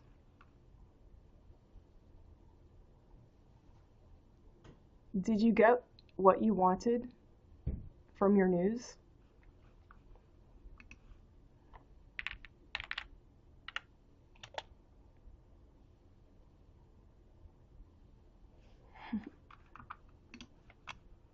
If you're just looking for cheap theatrics, that's already in your ballpark. C-HE hyphen A hyphen parentheses P hyphen T hyphen cheat and cheap and PT part-time in your ballpark hyphenated.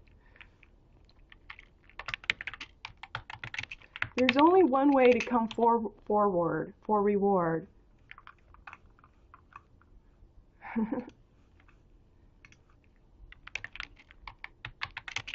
Is it that you wanted to be wanted?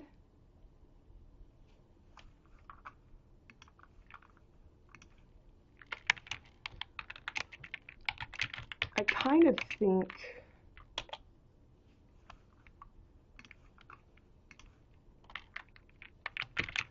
well, it's a characteristic that would be hard for you to get away from.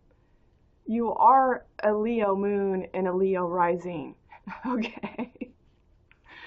But what's curious about that, wanting to be wanted,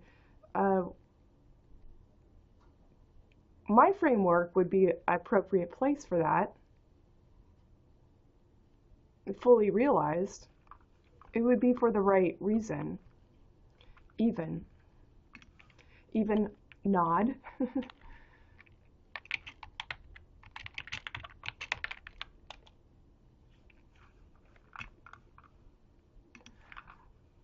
I'm working with your attributes, with what you are.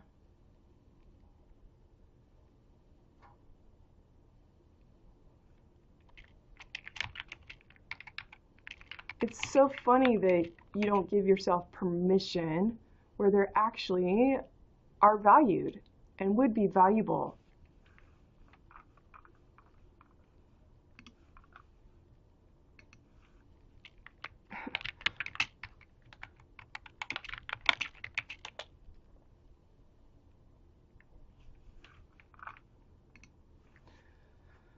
I mean, do you think I do that? I only ask because you seem to be my reverse in everything I do.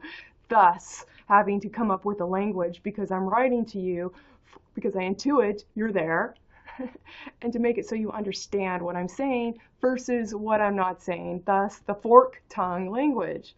KT, the night, Eve, even.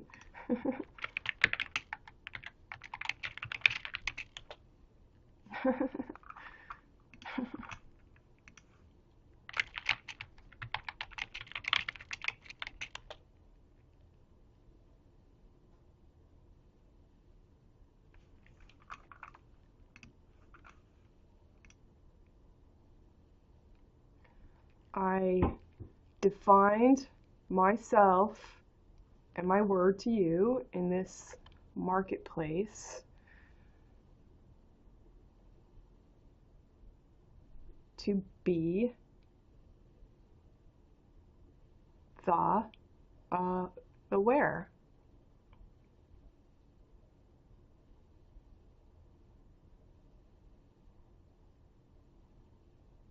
To be aware. And if that ba is like a sheep, well then is not the sheep just fine if what you see is what you get?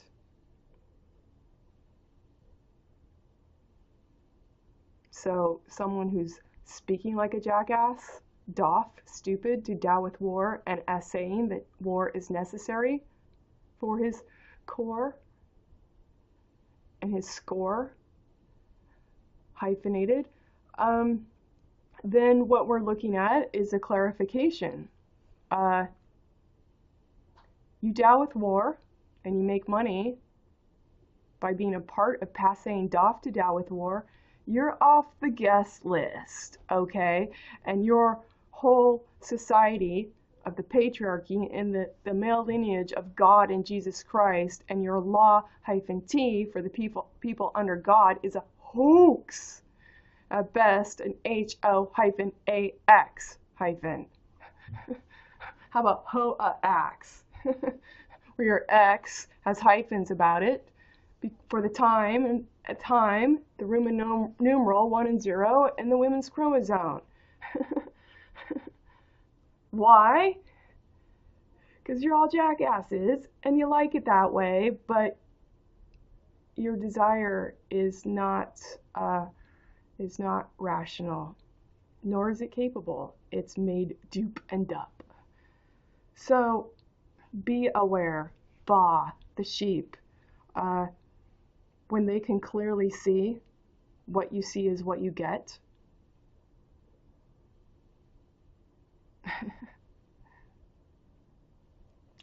If there is earnest follow-through, and you don't have to be a jackass, and you don't have to carry a gun, thiefing too, why would you? To pretend? I would say that as the container of origin, as completion even, we're changing the dynamics of acting. So now, rather than acting like a thief to get a buy in the marketplace, to retain and maintain your me-at, your meat and your me-at and your mate, ate,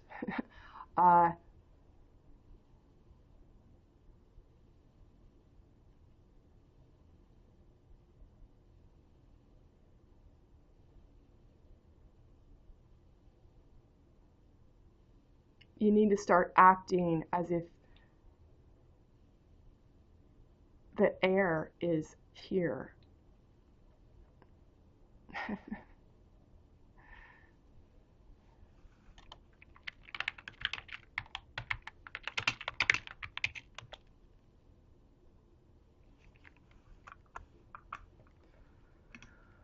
And I don't mean for the sake of acting. That's why I'm working on a parallax and a means of transaction. So you put your name down to stand for. You're choosing to be here. By doing the work before you get there.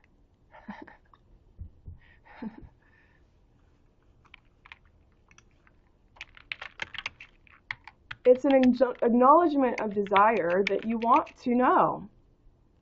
You can't cut. You can't be responsible to cut and not know the least of value, okay? And I get cut all over the place so that Kevin Stine can provide for all the fraudulent men in his workplace.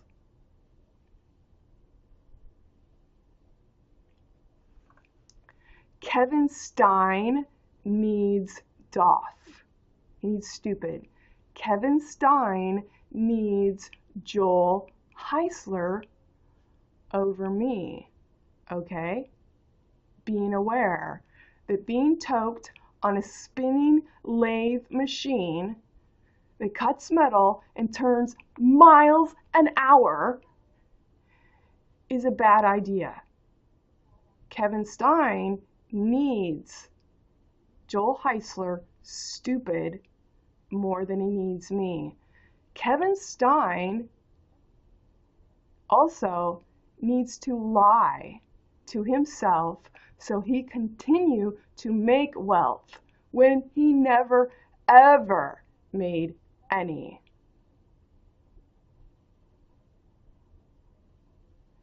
And Kevin Stine's actions speak for himself that he wants doff stupid in place of me in his own machine shop.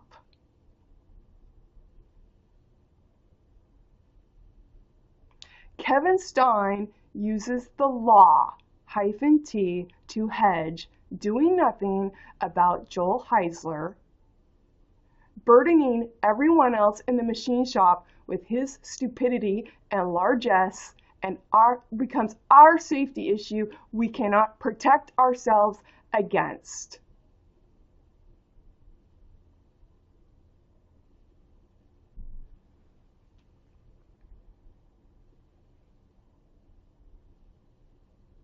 Kevin Stine can't keep his machine shop if he hired me on principle, for principle, by principle.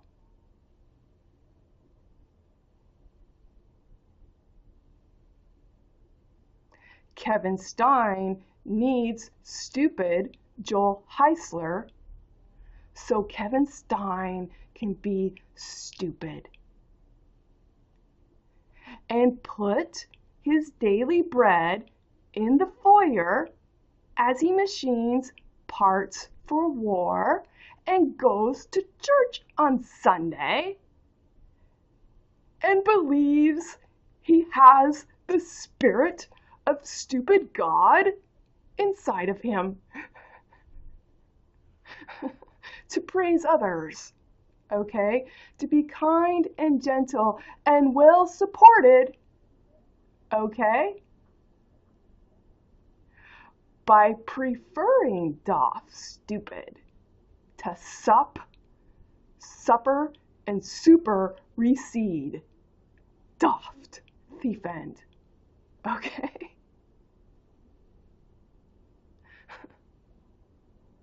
Did I miss anything there? So my work got them out of red into black. I get fired because I'm like, dude's toked on the lathe. I didn't know dude toked on the lathe was toking with Will Miles, okay? Didn't know that. Now y'all go over to Will Miles' house. See how much fun it's going to be, okay? When he starts acting like he doesn't smoke pot. Fuck me. And Joel Heisler, yeah, see how funny. Just check, that little place, the little cubby thing in his truck. You'll find a bong in it, okay? You that know Joel Heisler already know he smokes pot and has a bong in his truck. Among other things, okay? Because he speaks about his comedian friends at work that do a plethora of drugs. He has nonstop drug conversation at work and doesn't show up whimsically, meaning he never takes planned times off by filling out the paperwork. I filled out the paperwork and I got fired for filling out the paperwork to take time off. Kevin Stine, choosing which law he prefers, fired me while I was on planned time off, following proper paper protocol. Then made up with his Jewish ag, Michael Messerschmidt in Portland, Maine, that I demanded that he fire Will Miles and Joel Heisler, and I didn't. That was a safety issue. I got a grant to go to school. Before we even go near a machine and turn on a machine, we spend several classes, not a month of classes, talking about safety and how you can source these things on the internet. What happens when a little bit of you gets sucked into a spinning machine? You don't come out looking like a human, okay? There's so much that's not okay with that. There's so much that's not okay with that continues as the face of grace. You sold me a line and you sold me out, and I had to go figure how I'm gonna make fucking money again, okay?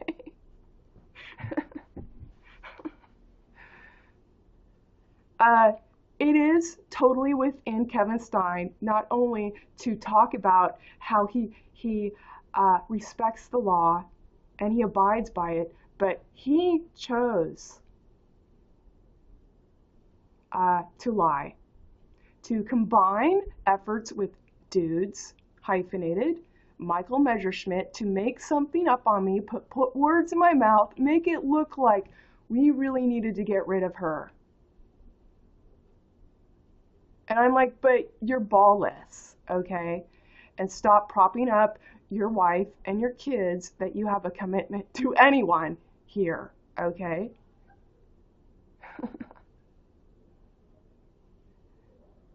I can clearly see you stand on Doft. You want Doft.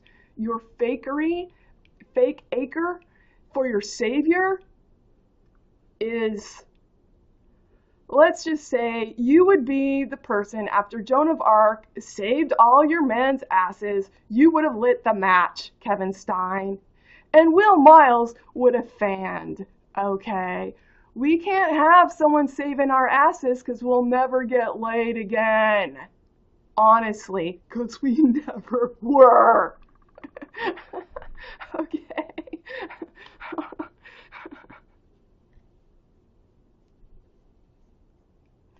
You're not grace. You can't recognize it when it's standing in front of you. You're fraudulent to the core. And it's not above you or beyond you to stand on me, to profit from my work and continue to do so.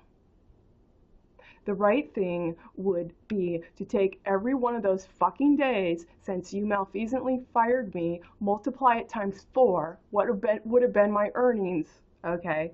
4, because that's what you get at the very least. And if you ask me to explain it to you further, I would suggest multiply it times 5 or 6. You as a business owner have X amount of money to maintain your business, and I'm doing every facet of your business. Your fucking ag, for no reason thieving. Your human resources guy, John Gaudette, I already told him your services wouldn't be necessary. Okay? If you first were. Okay? Your accountant, let's get our numbers straight. I can do accounting, especially when we're just working with Juan. How many people care here today? Got it. All right, I'll get you those accounting numbers for you. Shipping and receiving, George. Break my back. Just making yourself sick, staying in the same position. Ethan, don't be pointing the finger like Alan about that little purple smut shop down the road. Okay?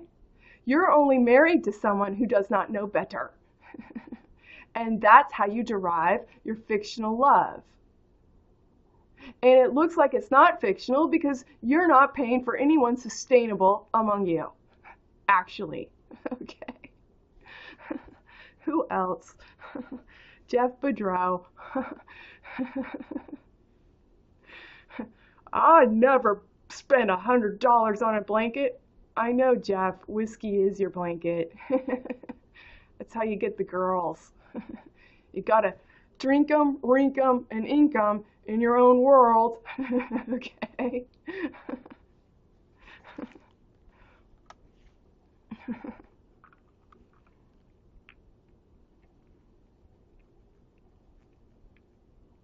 I can continue, but I'm not going to.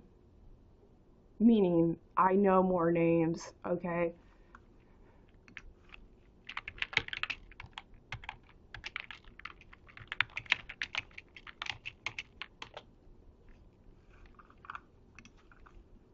Kevin Stine is an abomination as a Jew, as a person in a relationship, as a human being.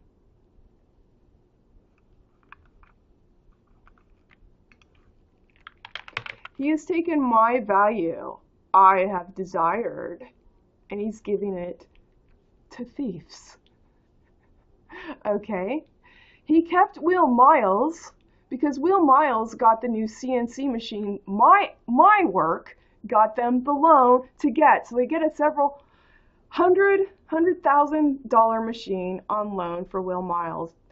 And Will Miles was he was toking with Joel Heisler. I didn't know that, but other guys in the machine shop provided Kevin Stine that information, which Kevin Stine steered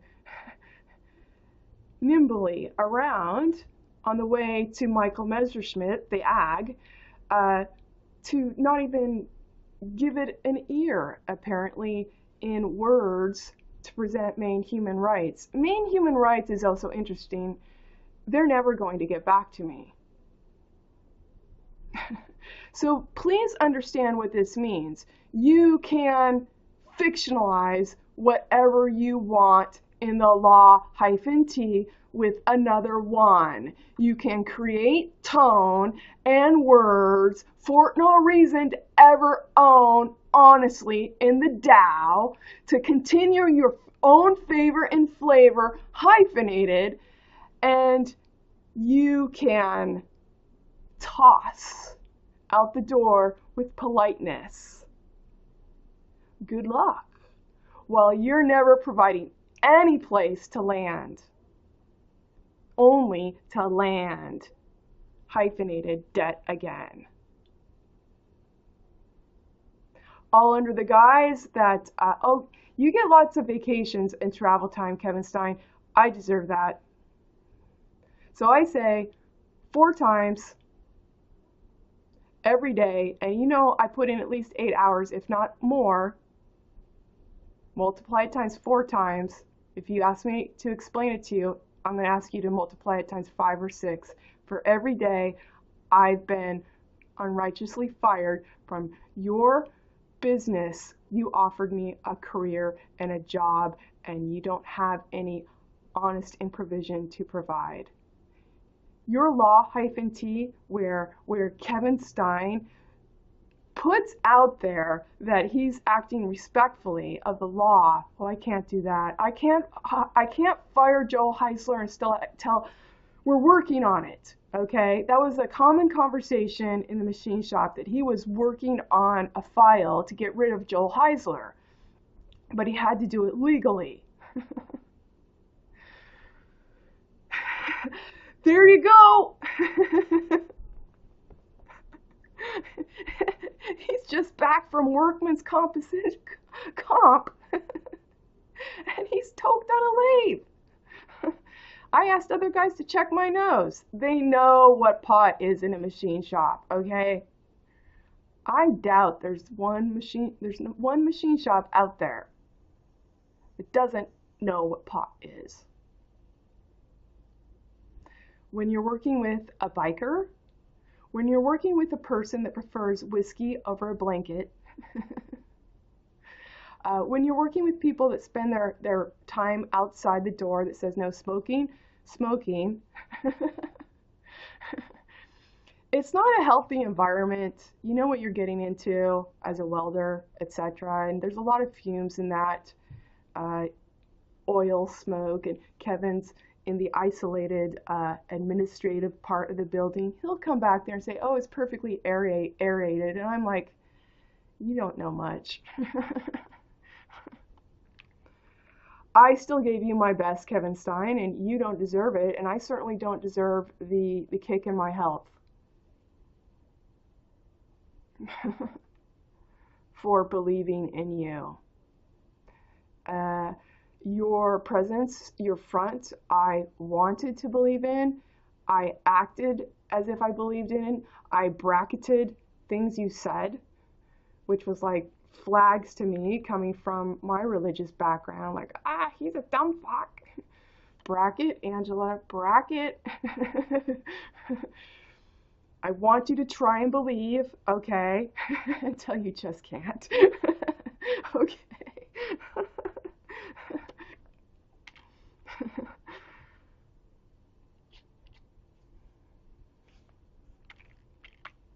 Kevin Stine has shown me that you can be a willful nigger. You can be a willful, niggardly white man, caning your own word, sweetening it with what you would have, as long as you're never asked to present the goods right now and right here. Deliver the words that you would have. And it causes a lot of mass confusion because you never were asking legitimately. Even through, okay? But the thing that he showed me with what he can do with the law, well, he puts an image of great respect and venerability of towing the law, knowing the law and towing it, and to see what he will do. He did this separately from everyone else in the machine shop because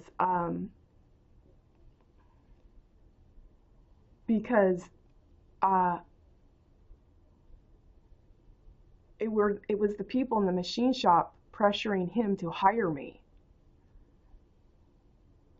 They wanted me to work there. I was a good worker. Impressive for a person who's never worked in a machine shop.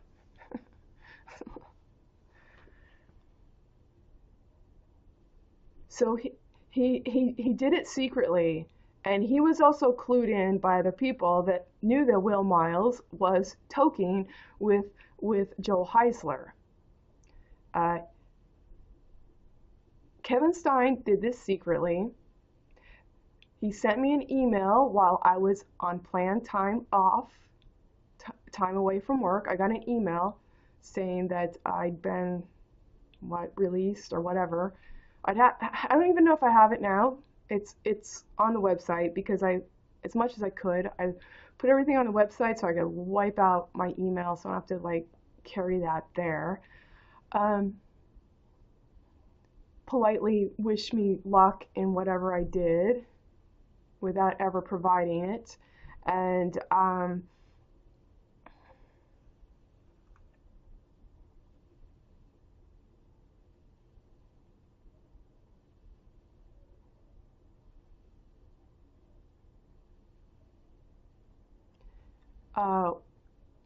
told me I could not come and get my stuff there.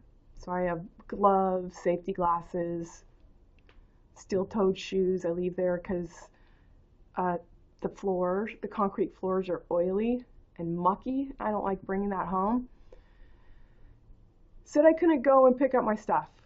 If I did, he would call the police. I'm saying he's already committed a crime. He's willfully chosen to lie on his own. He's not the Son of God. Okay. And he's not related to Jesus Christ, and he did not care to suffer. Okay. He willfully lied on his own, and then he rigged it with the law, -t, with his ag, to put words in my mouth, and then with authority, the people that carry a gun for no reason, thiefend, that he would call the cops on me. Now, Paul Drinan did the same thing. When I asked him for my money in an email, he went to the cops and put a harassment order on me because I asked for the money he owed me.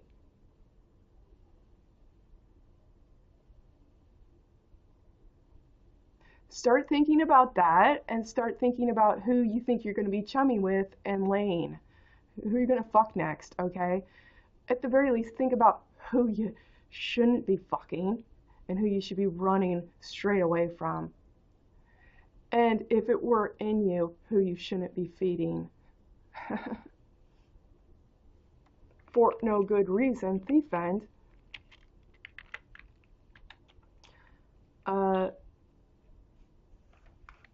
Kevin Stine showed me that he's a liar to the core. Okay? I always had a hypothetical working theory, but showing me what you will do with the law in your own hands when you put a veneer of utmost respect in the forefront, therefore we should abide by your kind countenance, when all you have within you as balls is to squat on W with OMEND. And never share that with your wife. That's your own home end. You never let her know, okay? She does not deserve your balls, your bulk, and hyphens. That your balls are unsavory.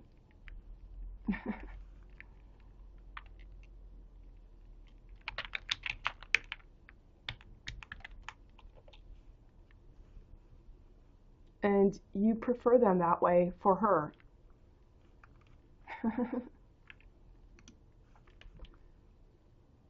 So Kevin Stine's wife has an interesting position here. Without a doubt, she's religious, and so believe in the consummation of a relationship of commitment. And her first husband cheated on her, and she had a son. And the court in Ohio, that's where Kevin's from, he splits his time between here. He lives in New Hampshire. His business is in Kittery, Maine, right across the border. Portsmouth Naval Base, and Portsmouth, New Hampshire. And he splits his time here to go see his wife. Is it Youngstown? I'm not sure, but it is Ohio, and she works at a hospital. And I was told by him that the law is corrupt there, that his wife was not able to get custody of the child, so she chose to stay in Ohio so she could be near her child. But it was rigged that way because of her husband, her no good cheating husband. And she marries Kevin Stine, who presents himself as Je t'aime, the love, in time man doth thiefend, dead again. Okay? I think she knows this, okay?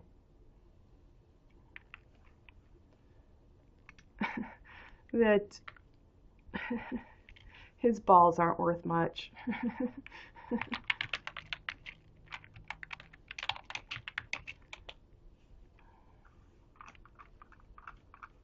and it's not my fault.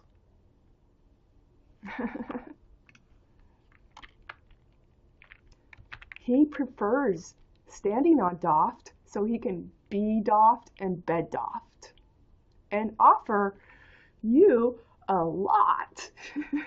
L-O-T.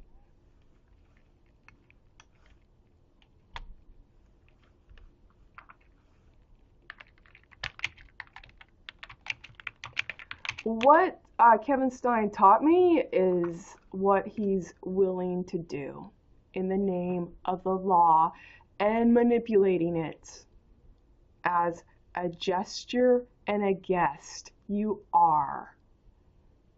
Okay? And he put it in his favor and flavor so that he remains with the face of gracefulness to lend the estate and to do it so sustainably when he does not have the desire or the capacity, among other things. And that, my friends, is God awful.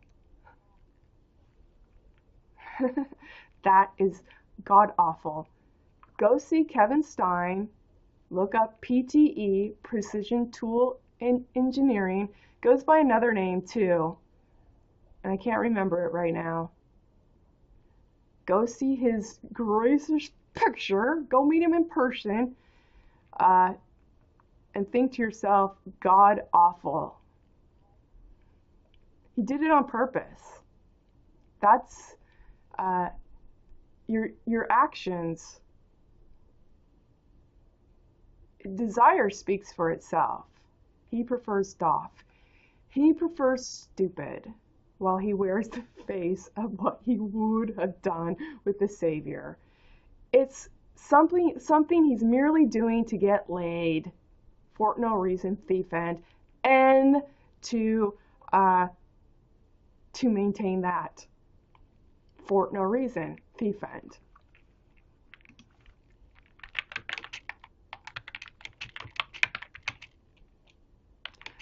Correct me if I'm wrong, but you know the right thing to do, so you can send me one eye, Kevin Stine, and I'll make a note to it. Or you'll just forever wear my proven theory now that you are a jackass and you're malfeasant at that. Good thing that you have a tame appearance and we don't need to give you a gun for a living, because your capacity, you probably use it to be like, bam, Angela, I win. I within, hyphenated, right? Aren't you doing, you're posing yourself as the deliverer of acumen as you're creating competition for no reason, thief end. You're so absurd and fraudulently unnecessary to be deserved.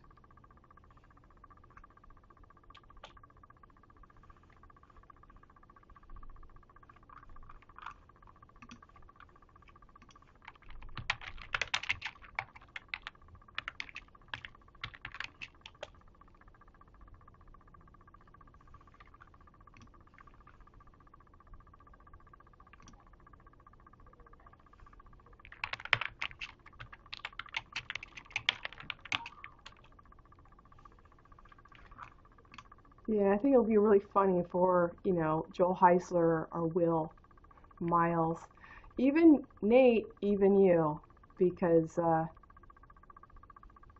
word was 3 people in the shop are smoking pot. Okay. Well, I know you take your time in your car to do all your lunches.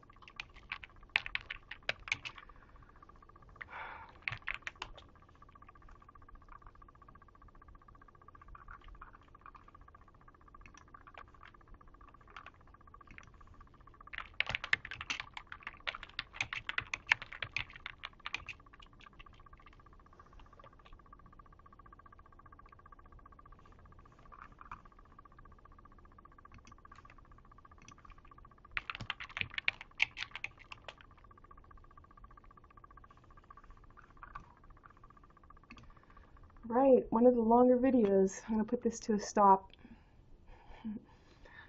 Happy New Year. 2018.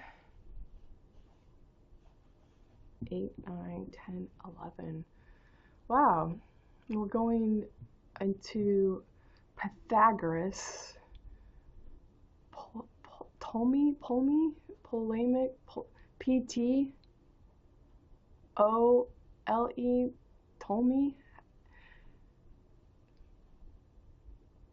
Ptolemaic math. That's where numerology comes from. So that's a 11 year. We're going into an 11 year, which is a master number of a 2.